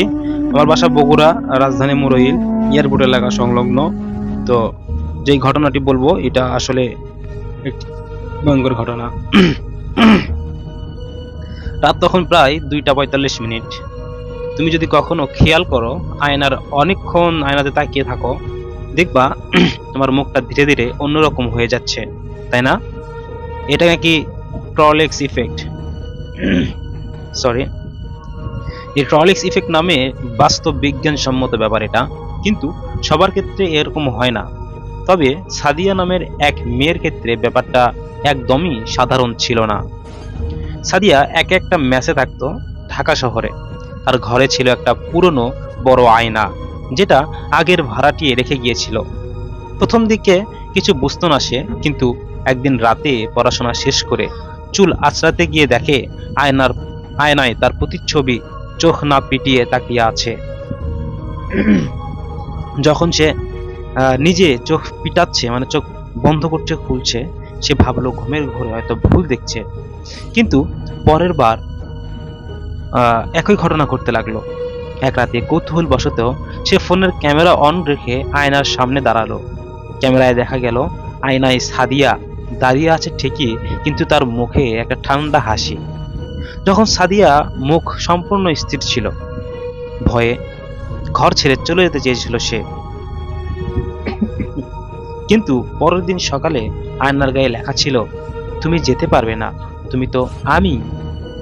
সে আয়নাটা কাপড় দিয়ে ঢেকে ফেললো, তবুও রাতে সেই কাপড় নিজে নিজে খুলে পড়ে যেত। একদিন তার এক বান্ধবী আসলো ওর সাথে থাকতে, আর বলল এই আয়নাটা তো অনেক সুন্দর, দেখি তো একটু। সেই বান্ধবী রাতে ঘুম থেকে উঠে চিৎকার করে বলল, তোর মতো একটা মেয়ে এই আয়না থেকে বের হয়ে গেল কেমনে রে সাদিয়া? কি সমস্যা কি, বুঝলাম না কিছু। সেদিনের পর থেকে সাদিয়া নিখোঁজ। তার রুমে পুলিশ শুধু একটা আয়না পেল, যেটার ভিতরে একটা মেয়ের ছায়া ধীরে ধীরে নড়ছে, আর চোখগুলো সারি সারি তাকিয়ে আছে। বাইরের দিকে তাকানো মানুষকে এক পলকে দেখছে। বলা হয় তুমি যদি রাত 3টার পর একদম নিঃশ্বাসে আয়নার সামনে তাকাও, একদমে নিঃশ্বাস ছাড়া, তোমার প্রতিচ্ছবি এক মুহূর্তের জন্য তোমার থেকে আলাদা কিছু করবে। আর তখন ওটা হয় তুমি, আর না হয় তোমার আত্মা। এটাই লিখেছিল ঘটনাটি, ছোট্ট ঘটনা এটা আমার রাসেল ভাইয়া। এই ছিল আমার ঘটনা। তো আমি আজকে যে ঘটনাটা শেয়ার করবো ওইটা আমার পেশেন্টের ঘটনা। আসলে তিনি আমার কাছে এসেছিলেন 2 মাস আগে। তখন আমাকে দেখে তার একটা ঘটনা, এই ঘটনাটা শেয়ার করার ইচ্ছা হলো। আসলে সে শেয়ার করবার কথা ছিল না। তো আমি ডেন্টাল সার্জন, তো তিনি বলেছেন যে আচ্ছা তাহলে আপনাকে ঘটনাটা শেয়ার করা যায়। তো তার এই ঘটনাটা ইউএসএ থেকেই শুরু আর কি। তো উনি যখন ইউএসএ থাকতেন, কোথায় থাকতেন, নিউ ইয়র্কেই থাকতেন, আমি জায়গার নাম বলছি না। উনি যখন থাকতেন তখন ওই জায়গায় 12 বছর বয়সে বাংলাদেশ থেকে গিয়েছিলেন। যাবার পরে উনি general physician, doctor MBBS complete করেন আর কি, বাংলাদেশের মতো। তো ফিজিশিয়ান হয়ে যান একটা হসপিটালের ভিতরে। তো সেখানে তার সাথে একজন মহিলার পরিচয় হয়। উনি ডেন্টিস্ট ছিলেন। পরে তিনি তাকে বিয়ে করেন। তো বিয়ে করবার পরে প্রায় 1 বছরের মাথায় তাদের ওখানে আত্মীয় বাসায় দাওয়াত ছিল। তো 2002 এর ঘটনা বলছি রাসেল ভাই, ওনাদের বিয়ে 2001 হয়। তো 2002-তে তিনি ফুল ফ্যামিলি সহ নিউ ইয়র্ক থেকে ফ্লোরিডার দিকে যাচ্ছিলেন। আচ্ছা, আসলে ফ্লোরিডা পৌঁছানোর কথা না, মাঝ রাস্তা এক জায়গায় থামার কথা ছিল, বাবু ভাইয়ের জায়গা। তো ওই জায়গায় এক্স্যাক্টলি ফ্লোরিডা চলে আসছে। তো মাঝ রাস্তায় এক জায়গায় থামার কথা ছিল, সেই জায়গায় দাওয়াত আর কি। তো সেখান থেকে তাদের ফ্লোরিডা ভিজিট করার কথা আর কি। তো ওনাদের সেই জায়গা থেকে ফ্লোরিডা যাবার পথে উনি ড্রাইভ করছিলেন, পাশে ওনার ওয়াইফ ছিলেন আর ওনার বাবা মা পেছনে ছিল। আর তার আরেক ভাই উনি ওই আরেক ভাই থাকে হচ্ছে ফ্রান্সে। তো উনিই থাকতেন বাবা মা নিয়ে। তো উনি ওয়াইফ যে পাশে বসেছিল, আসলে সেদিনই অ্যাক্সিডেন্টটা ঘটে। ওয়াইফ যে পাশে বসেছিল সেই পাশ থেকে একটা ট্রাক এসে সিগন্যালটা খেয়াল করতে পারেন নাই, ট্রাক এসে একটা ধাক্কা দেয়। তো ট্রাকটা সে যখন ধাক্কা দেয় তখন ব্রেক কষেই ধাক্কা দিয়েছিল। তো উনি মোটামুটি ইনজুর হন, কিন্তু ওনার ওয়াইফ স্পট ডেড হয়ে যায়। আচ্ছা, ওনার বাবা মাও ইনজুর হয়, কিন্তু ওনার মতো না। ওনার লেফট শোল্ডারটা জয়েন্টলেস হয়ে যায় আর বাম পাটা ভেঙে যায়, নি জয়েন্টটা ভেঙে যায়। তো উনি প্রায় ডক্টর বলেছে যে 8 থেকে 12 মাস, মানে প্রায় 1 বছর রেস্টে থাকতে হবে। তো লাস্ট ওই 5 মাস যে কয়দিন হসপিটালে ছিল, ওই কয়দিন তার জন্য সবচেয়ে খারাপ সময় কেটেছে। আমি তার বাবা মার ঘটনা বলছি আর কি, তার ঘটনা এখনো বলিনি রাসেল ভাই। তো যখনই করে ওনাকে হসপিটালে ভিজিট করতে যেত, কারণ ওইখানকার হসপিটালে ভিজিট করার সার্টিন টাইম আছে, এরপরে আর হসপিটালে ভিজিট করা যেত না। আচ্ছা। তো হসপিটাল ডক্টর বলতো যে উনি তো ঘুমাতেন না, ওনাকে আমরা সারাক্ষণ মানে মোস্ট অফ দ্য টাইম ঘুমের ওষুধ দিয়ে রাখতে হতো। আচ্ছা। মানে ওনাকে সবসময় ভীত সন্ত্রস্ত অবস্থা দেখা যেত, সারাক্ষণ আশঙ্কাগ্রস্ত। হঠাৎ করে কেউ হাতে টাচ করলেই তিনি কেঁপে উঠতেন, এমন ভাবে কেঁপে উঠতেন সারা বডি সহ কেঁপে উঠতেন। এবং পরে এই জিনিসটা আরো মিনিমাইজ করতে হতো। তো বাবা মা এসেও প্রতি সময় এসে কেঁদে যেত যে আমার ছেলের এই অবস্থা, সে মুভ করেন। এবং যেই আসে রাসেল ভাই ফেল করে তাকিয়ে থাকে, কারণ তাকে বলা হয়েছে যে তার ওয়াইফ মারা গেছে। তো যেই আসতো তাকে দেখতো, সে ফেল করে তাকিয়ে থাকতো। কথা বলতে পারতো, শক্তি ছিল, কিন্তু সে দরকার ছাড়া কোনো কথা বলতো না। এরকম করে লাস্ট 5 মাস, 2002 সালের 8 অগাস্ট অ্যাক্সিডেন্টটা হয়। এবং পরবর্তী 5 মাস তিনি কোনো কথাবার্তাই তেমন কারোর সাথে বলেনি। মার সাথে একটু বলেছে, বাবার সাথে একটু বলেছে, ডক্টরের সাথে একটু বলেছে, কিন্তু এছাড়া যেসব আত্মীয় স্বজন এসছে তারা যখনই তাকে দেখেছে তারা বলেছে যে না, ওর অবস্থাটা ভালো না, এখন ট্রিটমেন্ট চলছে, ডক্টররা বলছে না ওকে মুভ করানো যাবে না, আর 1-2 মাস রাখতে হবে। তো প্রায় 7 মাস থাকার পর তিনি বলে যে আমি আর এইখানে হসপিটালে থাকবো না, please take me to the hospital বা হোম, আমাকে বাসায় নিয়ে যাও, আমি হসপিটালে থাকার মতো অবস্থা আমার আর নাই, আমাকে যেভাবেই হোক বাসায় নিয়ে যাও। তো প্লাস্টার রিমুভ করে দেওয়া হয়, কিন্তু তাকে কমপ্লিট বেড রেস্ট দিয়ে দেওয়া হয় যে সে মুভ করতে পারবে না, নইলে আরো বেশি হার্মফুল হবে তার জন্য। ওকে। তো তাকে ফুল ফ্যামিলি, তার বাবা মা বলে যে ঠিক আছে বাসায় নিয়ে যাই, দেখা যাক ওকে জেনারেল প্র্যাকটিস করে কোনোভাবে। তো সে হাঁটা চলাফেরা করতে পারতো মোটামুটি, তাও সাপোর্ট নিয়ে। তো বাসায় চলে যায়। এবার আসি রাসেল ভাই বাসায় চলে যাবার পরের ঘটনা, মানে এখন আমি তার ঘটনা বলছি যে এই 5 মাস তার সাথে কি হয়েছে। আচ্ছা। এই 5 মাসে যখন প্রথম দিন অ্যাক্সিডেন্ট হয়, এরপর থেকে প্রায় 3-4 দিন তিনি ঠিক মতো মানে তার সেন্সই আসে নাই, সেন্স কাজ করে না, আসেই নাই, মানে সে জানতো না। তার ওয়াইফের কবর দেওয়ার প্রায় 22 দিন পর তাকে জানানো হয় তার ওয়াইফ নাই দুনিয়াতে। আচ্ছা। তো তিনি, তার লাভ ম্যারেজ ছিল। তো বলে যে আমি যখন প্রথম জিনিসটা ফিল করলাম সেদিন রাত 1টা বাজে, আমি হসপিটালে শুয়ে আছি এবং আমি ঘুমাবো এরকম প্ল্যান করছি। তিনি বললেন যে আমি ঘুমাবো এরকম প্ল্যান করছি, এমন সময় আমার হাত ধরে কি জানি মানে হাতে কি একটা স্পর্শ, আমার হাতের উপরে হাত রাখলো আর হাত রেখে অঝোরে কান্না করছে। এখন কি এটা আমার নার্স হবে? এটা তো ইম্পসিবল।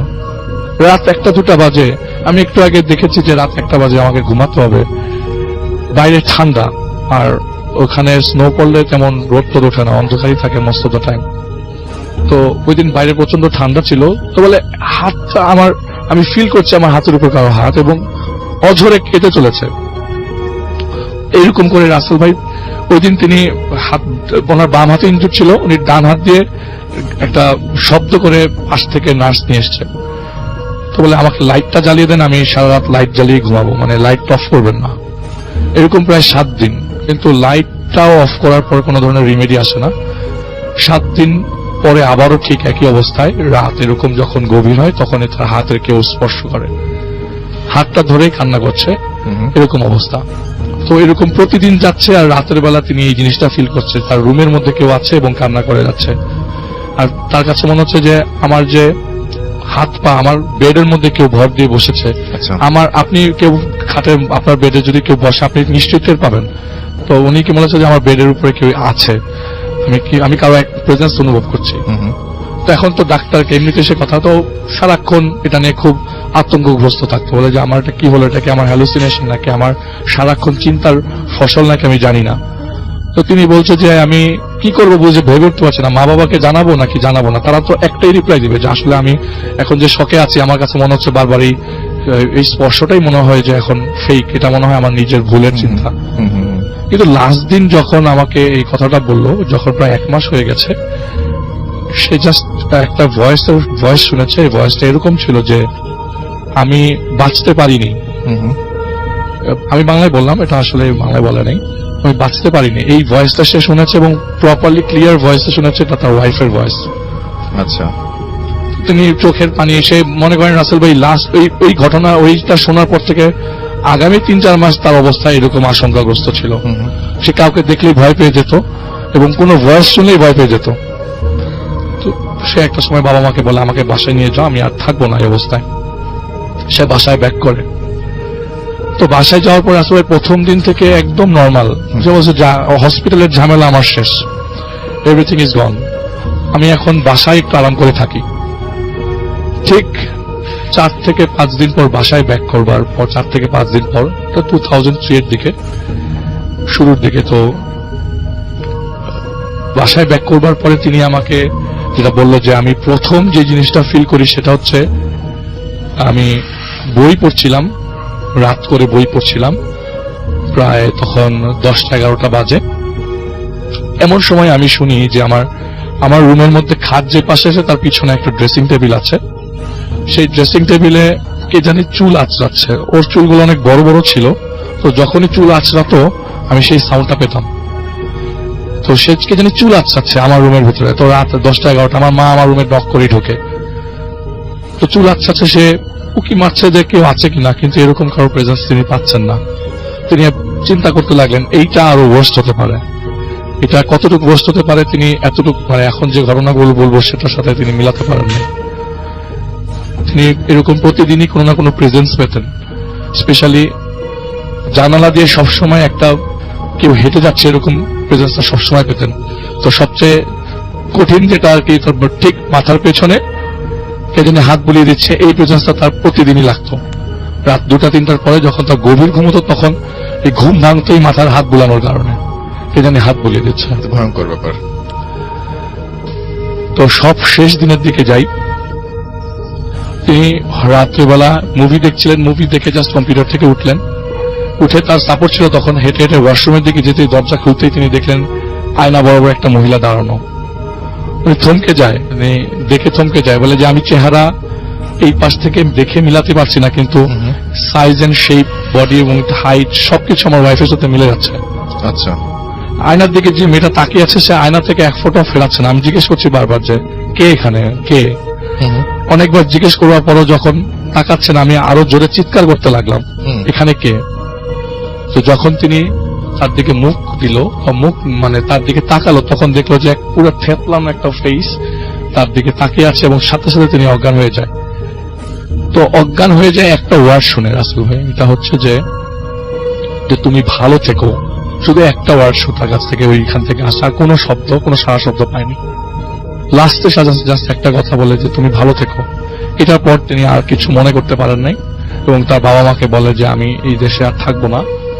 সামাও আমাকে, তিনি 12 বছর বয়সে আমি বলেছিলাম ইউএসএতে আসেন, তুই আমাকে যেভাবে পারো বাংলাদেশে সেটেল করে আসো, আমি এই যন্ত্রণা নিয়ে থাকতে পারবো না। তো মাঝখান দিয়ে তার বাবা মাকে অনেকবার চেষ্টা করে যে বলার জন্য যে এই ঘটনাগুলো হচ্ছে। তার বাবা মা বলে বাবা এটা তোর নিছকই তোর ভুল ধারণা, তুই অনেক ফিল করিস, তুই অনেক পছন্দ করতে দেখেই জিনিসগুলো বারবার তোর চোখের সামনে আসছে, তুই এক কাজ কর, বাংলাদেশে যেহেতু ডিসিশন নিছিস বাংলাদেশেই চলে যা, আমি দিয়ে আসবো। আচ্ছা, তো বাবা আর মা নিজে বাংলাদেশে এসে তাদের যেখানে ফ্ল্যাট আছে সেখানে তার বাড়ি আছে, সেই জায়গায় তাকে উঠিয়ে দিয়ে সেটেল ডাউন করে একটা ছেলের সাথে রেখে তার বাবা মা ঠিকই ইউএসএ ব্যাক করে। এরপর থেকে আসলে ভাই কোনো সমস্যা নেই। অলরাইট, আসলে আমি শেষ করিনি। আচ্ছা, এরপরে সমস্যা নেই, আর এরপর আবার ঘটনা আছে। ওকে, তো 2012-এ সে ব্যাক করে ইউএসএ তে। এতদিন যেহেতু নর্মাল, এখন মনে হয় সবকিছুই নর্মাল, আমিও নর্মাল, হয়তো আমার এটা কোনো ভুল ছিল।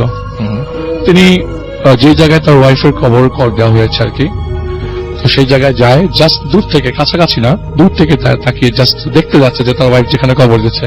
রাসেল ভাই সেই চেহারা তিনি আবারও দেখতে পান সেই কবরের কাছে একটা মেয়ে মানুষ দাঁড়িয়ে আছে, সেই থ্যাতলানো বডি। তো সে আর বলে যে না, এখানে আসলে আমার এই সমস্যাটা বারবার আমি ফেস করছি, আমাকে বাংলাদেশে যেতেই হবে, আমি এখানে থাকতে পারবো না।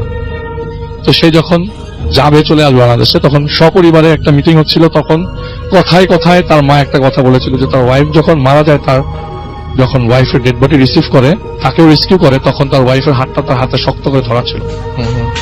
ওইটা ছোটাতে খুব কষ্ট হয়েছে, এত শক্ত করে ধরা ছিল যে ওইটা ছোটাতে খুব কষ্ট হয়েছে। তো এরপর সে ব্যাক করে বাংলাদেশে চলে আসে, এখানেই প্র্যাকটিস করছে রাসেল ভাই। ওনার নাম ডক্টর হারিস চৌধুরী। আচ্ছা, আমার খুব ঘনিষ্ঠ পেশেন্ট, এবং আমি ডেন্টাল সার্জন দেখেই তিনি বলেছে যে আমার ওয়াইফও ডেন্টিস্ট ছিল, সেই থেকেই সেই ঘটনার উৎপত্তি। ওকে, এটাই ছিল আসলে ঘটনা। Thank you so much. এবং এই ঘটনাটি আমাদের পাঠিয়েছেন যথারীতি গিয়াসউদ্দিন সাহেব, এবং গিয়াসউদ্দিন ভাই আমাদের একজন পুলিশ সদস্য, যিনি কিনা কুলাউড়া ভাটারা ইউনিয়নে থাকেন, এবং তিনি লিখেছেন, আমি প্রতি শুক্রবার না শুনতে পারলেও পরে তিনি শোনেন, এবং তিনি বলেন যে আমার এক সহকর্মীর সাথে ঘটে। আমার সহকর্মীর নাম সুমন দাস, সে একটি থানার এসআই। ঘটনাটি হলো সাপ নিয়ে। আমরা সকলেই সাপকে ভয় করি এবং আমরা জানি সাপ একটি সরীসৃপ জাতীয় প্রাণী, কিন্তু সাপের মাঝেও ভয়ানক কিছু শক্তি আছে যা অনেকের অজানা। আমার এই ঘটনা শোনার পর হয়তো কিছুটা সাবধান হবেন এবং সাপ মারার আগে যদি সাপের মাঝে অস্বাভাবিক কিছু দেখেন, মারবেন না। ঘটনায় যাই, আমি আমার ভাষায় ঘটনাটি বলছি। দিনটি ছিল 2009 সালের শীতকাল, ডিসেম্বর জানুয়ারির মধ্যে। যে এলাকায় কর্মরত ছিলাম তার বেশিরভাগ পাহাড়ি এলাকা। তো একবার আমার থানার একটা খবর আসলো, উপজেলার একটি ইউনিয়নের চেয়ারম্যান বাড়িতে সাপ ধরতে গিয়ে একজন তরুণ সাপুড়ে সাপের কামড়ে প্রাণ হারিয়েছেন। পুলিশ লাশটি উদ্ধার করে ও ময়নাতদন্ত করে, কিন্তু পোস্টমর্টম রিপোর্টে উল্লেখ করা হয় ওই সাপুড়ে হার্ট অ্যাটাকে মারা গেছেন, কিন্তু প্রত্যক্ষদর্শীদের ভাষ্য মতে সাপের কামড়ে। যেহেতু এটিকে হত্যা কিংবা কোনো অপরাধ জাতীয় কিছু নয়, তাই চেয়ারম্যান কিছুটা স্থানীয়ভাবে শেষ করে ও সাপুড়ে পরিবারকে ক্ষতিপূরণ দেন। 1 মাস না যেতেই ওই চেয়ারম্যান আমায় ফোন দেন এবং আসতে বলেন। আমি সময় করে একবার গেলাম। ওনাকে বেশ চিন্তিত দেখালো, কারণ জানতে চাইলাম। উনি সব খুলে বললেন। উনি বলেন 2-3 দিন আগে ওনার কাজের ছেলে, ওনার ছেলে মেয়ে মিলে একটা সাপ মেরে ফেলে। এরপর থেকে তার বাড়িতে ব্যাপকভাবে সাপের উপদ্রব বৃদ্ধি পেয়েছে। এ ব্যাপারে তিনি আমাদের সাহায্য চান। আমি একটু অবাক সুরে বললাম, কি ধরনের সাহায্য? আমরা পুলিশ, সাপুড়ের কাজ করব নাকি? ঠাট্টা করেই বললাম। উনি বললেন, আমি চাই না দ্বিতীয়বার এমন দুর্ঘটনা ঘটুক। তিনি আগের বারের ওই সাপুড়ের মরার কথা মনে করিয়ে দিলেন। আমি ওনাকে বললাম, ঠিক আছে, আমরা যাব, আপনি দক্ষ কয়েকজন সাপুড়ের খোঁজ করুন। প্রায় 2 দিন পরে চেয়ারম্যান আমায় ফোন দিলেন এবং সকাল 10টায় আসতে বললেন। আমার সহকর্মী আমি গেলাম বাইক যোগে। প্রথমে আমি বাড়ির বর্ণনা দিই। বাড়ির আয়তন 40-50 বিঘা জমির মতন, 3টি পুকুর ও অনেক গাছপালা রয়েছে এবং বাড়ির আশেপাশে পাহাড়ের অস্তিত্ব রয়েছে। এলাকার কিছু লোকজন আসলো সাপ ধরা দেখতে। আমি আগেই বলি, আমি সব সাপুড়ের মন্ত্রতন্ত্র বিশ্বাস করি না। দেখলাম 10-12 জন সাপুড়ে তাদের কার্যক্রম চালিয়ে যাচ্ছে। তারা তাদের হাতে তাবিজ বাঁধছে এবং মাটির বাটিতে কিছু পানি রাখা, অর্থাৎ সাপ ধরার জন্য সাপুড়েরা যা যা করে তা করছে। আমি ও আমার সহকর্মী রাজু আমরা চেয়ারম্যানের ঘরে গেলাম এবং তার প্রায় তখন সময় 12টার কাছাকাছি। আমি ঘর থেকে বেরিয়ে দেখলাম তারা বেশ কয়েকটা সাপ ধরেছে। বাড়ির বিভিন্ন জায়গা থেকে অনেক সাপ বেরিয়ে আসছে।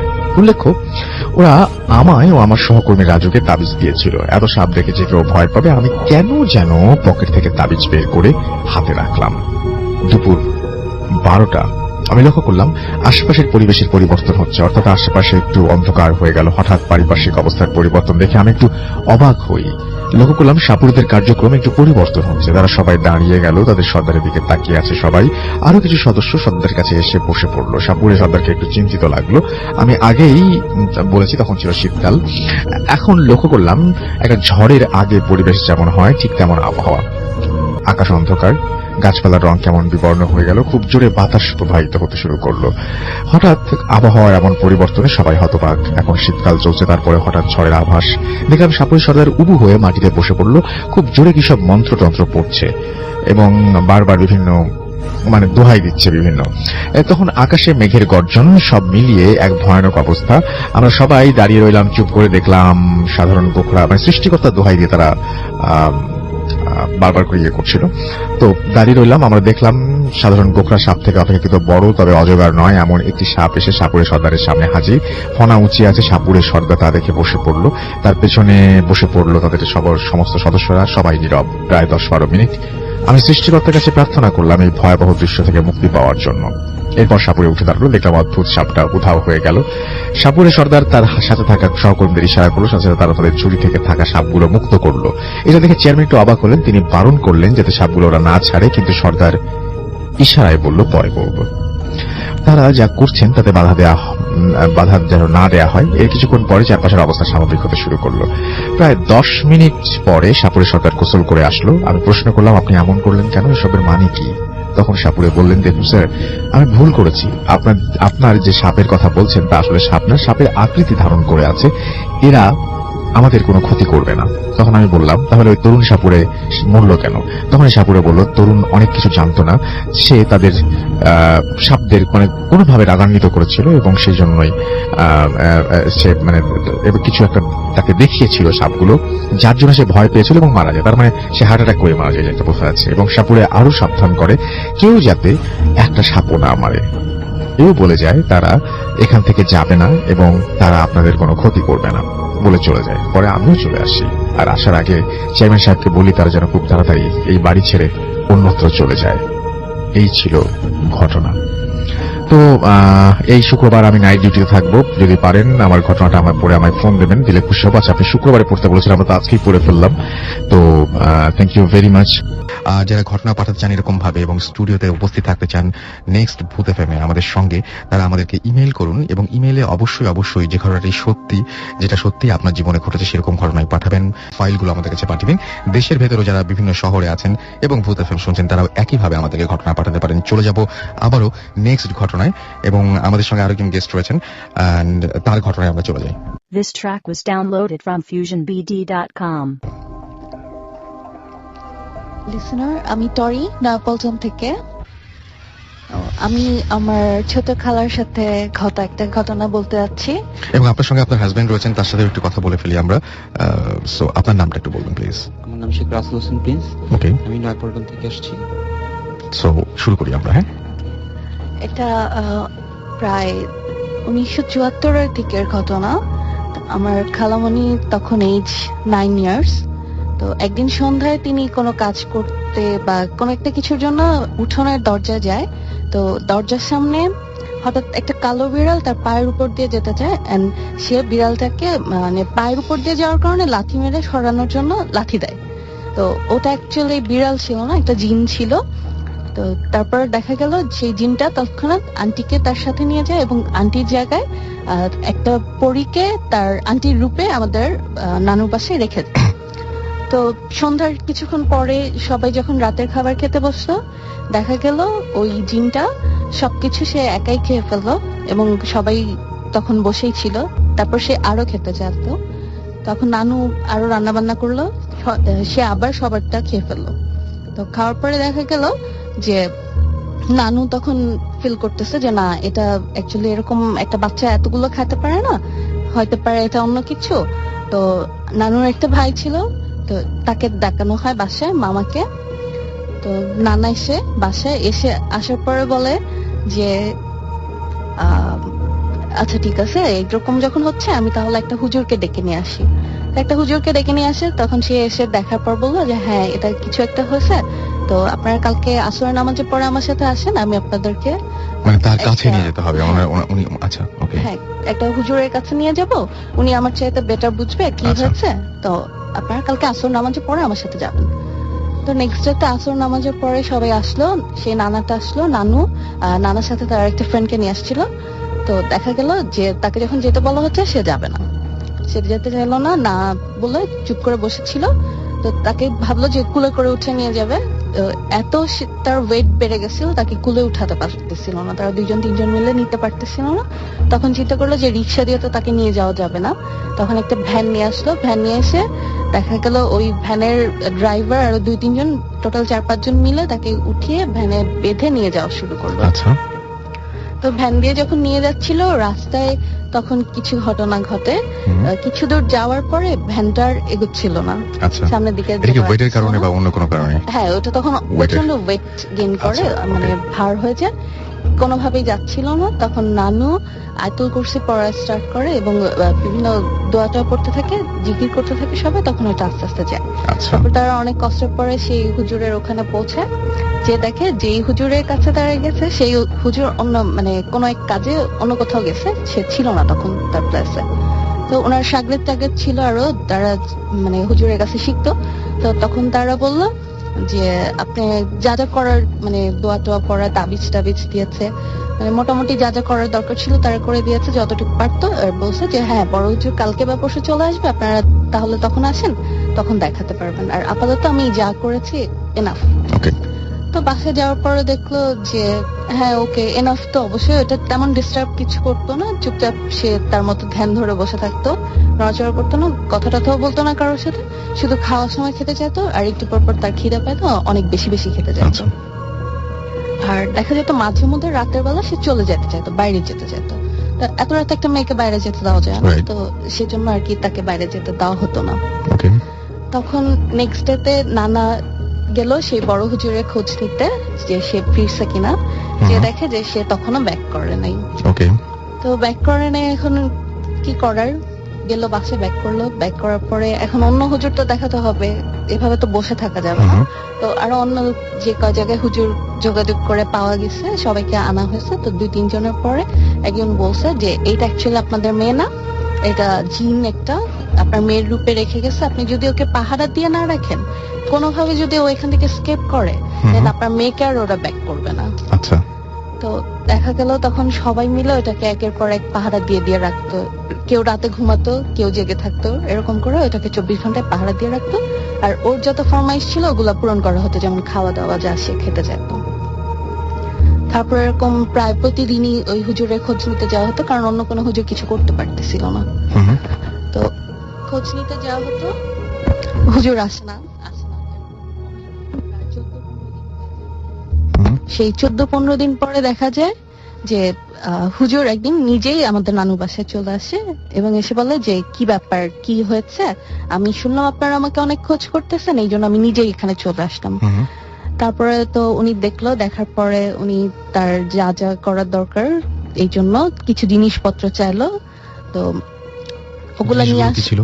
জিনিসগুলো ছিল মার্কিন কাপড়, আগরবাতি, চাল, তারপরে এরকম টাইপের ডিফারেন্ট স্টাফ, আমি শিওর মানে মনে করতে পারতেছি না কি ছিল। তো ওগুলা নিয়ে আসলো, সবকিছু নিয়ে আসার পরে হুজুর সন্ধ্যার নামাজ, মাগরিবের নামাজ শেষ করে তারপরে সে তার মতো বসলো, বসে দোয়াটা পড়লো, পড়ার পরে অনেক কিছু করলো, করার পরে যেই জিনটাকে লাথি মারা হয়েছিল সেই জিনটাকে সে নিয়ে আসে। আমি একটা জিনিস ভুলে গেছি যে জিন যাকে লাথি মারা হয়েছিল ওরা ছিল 1 ভাই 7 বোন, এন্ড আমার আম্মুরাও সেম 7 বোন 1 ভাই ছিল। তো জিনটা আসে ওখানে, আসার পরে তার সাথে কথা টথা বলা হয় কেন এরকম হয়েছে বা কি। তখন সে বলে যে আমাকে এরকম লাথি মারছে, তার জন্য আমি ওকে নিয়ে গেছি, বাট ওকে আমার খুব পছন্দ হয়েছে, ও আমার কাছে আছে, আমি ওকে বিয়ে করবো, আমি ওকে দিব না। এটা সে মানে ক্লিয়ার বলে দেয়। বলার পরে সে দিবে নাই, ওই মোমেন্টে এখন অনেক সে ইটি করার পরে এখন হুজুরটা বলে যে ঠিক আছে, তুমি যদি না দাও, এখানে যেই মেয়েটা আছে ওকে তাহলে আমার তো বোতলে বন্ধ করে ফেলতে হবে, ওকে তো আমি আর যেতে দিব না। তো এটা বলার পরে ওই যে পরিটা আন্টির রূপে আমাদের বাসায় ছিল, ওটা ছিল ওই জিনটার বোন। এখন জিনটার কি করবে, তখন চিন্তা করলো যে ঠিক আছে, তো একটা সে তার কন্ডিশন দিল, কন্ডিশন দেওয়ার পরে সে রাজি হলো যে ঠিক আছে আপনারা আমার বোনকে ফেরত দিবেন, আর আমার কন্ডিশন হচ্ছে আমাকে প্রায় 20 মণ মিষ্টি দিতে হবে, যেটা একদম খাঁটি হবে। তো আমাকে 3টা গরু আর 11টা খাসি, একটা সে তার তিতাস নদী পার দিয়ে গেলে একটা জঙ্গল আছে, ওখানে একটা গাব গাছ আছে, ওই গাছের নিচে সবকিছু রেখে আসতে বলে। তো তখন নানুদের সেরকম অ্যাবিলিটি ছিল না এত কিছু দেওয়ার মতো, তো হুজুর ওটা নিয়ে অনেক বার্গেন করার পরে তারপরে সে 1 মণ অথবা 2 মণ মিষ্টি আর একটা খাসিতে বা 3টা খাসি, হ্যাঁ 3টা খাসি আর 2 মণ মিষ্টি এরকম কিছুতে একটা সে আসে মিড পয়েন্টে যে ঠিক আছে আমাকে এগুলো দিলে আমি দিয়ে দিব। তখন নানু কেয়ার করার নিয়ে গেল পরের দিন সে যেখানে বলে। তো নিয়ে যাওয়ার আগে হুজুর তাকে বলে যে তুমি যে ওখানে যাচ্ছ, ওখান থেকে তোমাকে ব্যাক সাইড থেকে বিভিন্ন ভাবে আওয়াজ করে তোমাকে ডাকবে, অনেক কিছু বলে ডাকার চেষ্টা করবে, তোমার হয়তো মেয়ে ছেলেদের আওয়াজেও ডাকবে, কিন্তু তুমি যদি ব্যাক সাইডে দেখো, পিছন ঘুরে তাকাও, তাহলে তুমি ওখান থেকে আর আসতে পারবে না। আচ্ছা। তারপর নানু পরের দিন ওখানে রেখে আসে গাব গাছের নিচে, যায় সে একা একাই নিয়ে সবকিছু। যাওয়ার পরে ওখানে রেখে আসার পরে নানুকে ব্যাক সাইড থেকে বিড়াল, বাঘ, তারপর কুকুর, ইভেন আম্মু আন্টি এরকম ওনাদের আওয়াজে অনেক কিছু হয়ে ডাকছে। তারপরে সাপটা অনেক কিছু হয়ে ভয় দেখাচ্ছে, কিন্তু নানু কোনো কিছুতেই পিছন ঘুরে তাকায় নাই, সে তার মতো সোজা স্ট্রেট চলে আসছে। তো আসার পরে তারা আন্টিকে সেদিন সন্ধ্যায় বাসায় দিয়ে গেছে, যে দরজা থেকে নিয়ে গেছে ওখানেই সেন্সলেস আন্টিকে পাওয়া গেছে। এন্ড আমাদের বাসায় যেটা ছিল ওইটা আমাদের পাশে একটা পুকুরের দরজা ছিল, ওই দরজা দিয়ে ওখান থেকে ভ্যানিশ হয়ে যায়। ওকে, এই ছিল ঘটনা। হ্যাঁ, এই ছিল ঘটনা। অলরাইট, হ্যাঁ, সুতরাং এই ছিল ঘটনা। এবং আমরা মানে গতবার এরকম একটা ঘটনা শুনেছিলাম এবং অনেকের কাছে বিশ্বাস করেছিলেন, অনেকে অবিশ্বাস করেছিলেন, কিন্তু এরকম ঘটনা অহরহ আমি এরপরেও আপনাদের কাছ থেকে পেয়েছি। আমি একটু আপনার সাথে কথা বলি যে আপনি যে ঘটনাটা শুনলেন, আপনারও বোধহয় একটা ঘটনা রয়েছে, না? জি রাসেল ভাইয়া, আমারও একটা ঘটনা আছে। 2018 সালে এক বর্ষার রাতে গ্রামের এক প্রান্তে একটা মানুষ একটা পুরনো পরিত্যক্ত বাড়ি ছিল। লোকজন একে রহমত আলীর বাড়ি বলে চিনত। বলা হতো বহু বছর আগে সেখানে রহমত আলা এক নামের তাবিজওয়ালা থাকতো, যিনি নাকি জিন দিয়ে কাজ করাতো। অর্থ, প্রেম, প্রতিশোধ সব নাকি সে পারত। কিন্তু একদিন রাতে তার ঘর থেকে আগুন বের হয়, আর সকালে দেখা যায় রহমত আলীর শরীর নেই, শুধু একটা কালো ছাইয়ের দাগ বিছানায়, মানুষের মতোই। আর পাশে তার প্রিয় পাতিলের পানির লোটার ভেতর থেকে কালো ধোঁয়া উঠছে। সে থেকে কেউ ওই বাড়ির কাছেও যেত না ভয়ে। কিন্তু গ্রামের এক ছেলে ছিল, তার নাম শাওন, চ্যালেঞ্জ নিল বন্ধুদের সাথে সাহস প্রমাণ করাতে।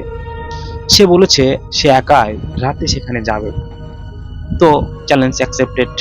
রাত 12টা বাজতেই হাতে টর্চটা নিয়ে সে বাড়িটার ভিতরে ঢুকলো। ভিতরে ঢুকেই মনে হলো কেউ নিঃশব্দে পিছনে হাঁটছে, কিন্তু পিছনে তাকাতেই দেখলো সেখানে কেউ নেই। দেয়ালের ওপর শুকনো তাবিজ, পুরনো কালো বোতল আর লাল চুন দিয়ে লেখা কিছু আয়াত ছিল, যার অর্ধেক ঘুষে মুছে গেছে। হঠাৎ সে দেখলো কোনার ঘরে একটা দরজা হালকা খোলা, ভিতর থেকে ফিসফিস শব্দ, যেন কেউ নাম ধরে ডাকছে, শাওন, এই শাওন। সে টর্চের আলো ফেলতে রাসেল ভাইয়া দেখতে পেল একটা কালো ছায়া দেয়াল বয়ে বয়ে উঠছে, আর ঘরের মাঝেতে পিতলের লোটা মানে ওটা নিজে থেকে কাঁপছে অলৌকিক ভাবে। তারপর ঢাকনাটা খুলে গেল, ভিতর থেকে কালো ধোঁয়ার মতো কিছু বের হলো, যেটা ধীরে ধীরে একটা মানুষের মতো আকার নিচ্ছে। চোখ দুটো লাল এবং জ্বলছিল, মুখ নেই, কিন্তু একটা কর্কশ শব্দ। কে অনুমতি দিল ঢুকতে? শাওন দৌড়াতে চাইলো, কিন্তু শরীর নড়ছে না। মনে হলো কেউ বুকের উপর চেপে বসে আছে। সে অজ্ঞান হয়ে পড়ে গেল। সকালে গ্রামের মানুষ গিয়ে দেখে শাওন দরজার সামনে পড়ে আছে, তার গলায় কালো দাগ যেন কেউ আঁকড়ে ধরেছিল। পাশে সেই পিতলের লোহাটা এখনো ধোঁয়া ওড়াচ্ছে, তার মাটিতে লাল অক্ষরে লেখা, একবার আসলে আর ফেরার অনুমতি নেই। এবার গ্রামের লোকজন বলে, রাতে যদি কেউ ওই বাড়ির পাশ দিয়ে যায়, তুমি কারো নাম শুনবে, তোমার কারো নাম শুনবে না, শুনবে শুধু তোমার নিজের নাম। কিন্তু কখনো পিছনে তাকাবে না, কারণ যে তোমাকে ডাকছে সে কিন্তু মানুষ নয়। এরপরেই এই ঘটনাটি পুরো গ্রাম জুড়ে আলোড়ন সৃষ্টি করলো। তারপর শাওন বেঁচে ফিরলেও ওর চোখ যখন একদম অদ্ভুত ভয় আবছা আবছা করছে, বোঝা যাচ্ছে। ওকে হাসপাতালে নিয়ে যাওয়া হয়েছিল, কিন্তু সে কথা বলতো না, শুধু বলতো ও এখনো ডাকছে, ও এখনো আমার পিছু নিয়েছে। হাসপাতালে 3 রাত ছিল সে। চতুর্থ রাতে সে রাত 2টার সময় ওর কেবিনের জানালাটা নিজে নিজে খুলে যায়। নার্স ছুটে আছে, কিন্তু দেখে শাওন নেই। বিছানার চাদরে শুধু একটা পিতলের লোটা রাখা, ভিতরে থেকে হালকা ধোঁয়া উঠছে। 2 দিন পর গ্রামের পাশের পুকুরে শাওনের লাশ ভাসতে দেখা যায়, কিন্তু আশ্চর্যের বিষয় ওর শরীরে কোনো পানির দাগ নেই, মুখটা একেবারে শুকনো আর চোখ দুটো পুরো কালো। লোকজন বলে ওর আত্মা এখনো ফেরেনি, বরং ওই ঘরের ভিতরেই থেকে গেছে। 1 মাস পর শাওনের এক বন্ধু রফিক, যে ওর সঙ্গে বাড়ি ধরেছিল, সে বলল আমি গিয়ে শেষটা দেখে আসবো। ভয়টা আমি খুব কম পাই। সে রাতে সে গেল দিনের ঘরে। বাড়িটা ভেতর থেকে ঢোকার পর হঠাৎ বাতাস বন্ধ হয়ে গেল। রফিকের গলায় হালকা ফিসফিস, তুমি ওর বন্ধু? রফিক টর্চের আলো ফেলতেই দেখে ঘরের মাঝখানে শাওনের মতো একজন দাঁড়িয়ে আছে, কিন্তু চোখ দুটো পুরো লাল এবং জল করছে। ও হেসে বলল, আমি তো বলেছিলাম ফিরে যেও না, তারপরেও তুমি হঠাৎ করে চলে গেলে। দুইজন দরজার বাইরে এমন একটি কথা বা এমন একটি গলা শুনলো। সে বলল, একজন আসলে 2 জন হয়ে যায়। পরের দিন সকালে বাড়ির ভিতর থেকে কেউই আর ফিরেনি, কিন্তু জানালার কাছে দেখা যায় 2টি ছায়া, একটা টর্চ হাতে আর একটা লাল চোখে হাসছে। গ্রামের বয়স্করা এখনো বলে, রাত 3টার পর যদি কেউ রহমত আলীর বাড়ির পাশ দিয়ে যায়, তাহলে কেউ তার নাম ধরে ডাকে, আর পরের দিন সকাল পর্যন্ত সে আর বাড়ি ফেরে না, কারণ জিনের ঘর এখন তাদের নয়, ওখানে যারা ঢুকেছে এরাই এখন জিনদের পাহারাদার। অনেক সুন্দর একটি ঘটনা লিখেছেন, ধন্যবাদ। ঘটনাটি ভালো ছিল, আরো ঘটনা লিখবেন, আমরা সর্বদা আপনাদের ঘটনা পড়ব। লিসেনার্স, আজকের এই ইমেইল এপিসোডটি এতদূর পর্যন্তই। যারা সম্পূর্ণ ইমেইল এপিসোডগুলো শুনেছেন তাদেরকে অসংখ্য ধন্যবাদ। আপনারা জানেন প্রতিদিন আজ রাসেল ভাইয়ার ঘটনা এই চ্যানেলের মাধ্যমে রাত 10টা বাজে আপলোড করা হয়। আপনারা যদি চান আপনারা আপনাদের সাথে ঘটে যাওয়া ঘটনা আমাদেরকে পাঠাতে পারেন। আমরা কিন্তু আপনার সাথে ঘটে যাওয়া ঘটনাগুলো অ্যাকসেপ্ট করব এবং সেগুলো রেকর্ড করে শোনানো হবে। আপনারা জানেন এই চ্যানেলটি এমন একটি চ্যানেল যে সবার ঘটনা সিলেক্ট করে প্রত্যেকটা বাছাই করা ঘটনার শেষে ঘটনা পড়ে শোনানো হয়। আপনার সাথে ঘটে যাওয়া ঘটনাগুলো অবশ্যই আমাদেরকে শেয়ার করবেন। অনেকেই কিন্তু আমাদেরকে ঘটনা শেয়ার করেছেন। ঠান্ডার কারণে আজকে আমি ঘটনা খুব কম বলেছি। যাই হোক, অনেকেই আমার ঘটনা পছন্দ করেন। আমি 6 বার গিয়েছিলাম ভূত.com এ, এবং আবারও যদি কখনো যাওয়া হয়, যদি আমার ডাক পড়ে, তাহলে এই শোয়েব ভাইয়ের ঘটনা অবশ্যই শুনবেন, রেসপন্স করবেন। আপনাদের রেসপন্সের উপরে আমার ভূত.com এ যাওয়া এঙ্গেজ বাড়ে। হ্যাঁ, তো নেক্সট যখন যাব, আমাকে অনেকেই ঘটনা পাঠাচ্ছে এমডি শোয়েব ফেসবুক আইডিতে। আপনারা ঘটনা পাঠান, যার ঘটনা সবচেয়ে ভালো হবে সেগুলো ঘটনা মিলেই আমি 2 ঘন্টা ভূত.com এ কথা বলবো ইনশাআল্লাহ। সবাই ভালো থাকবেন। আসসালামু আলাইকুম।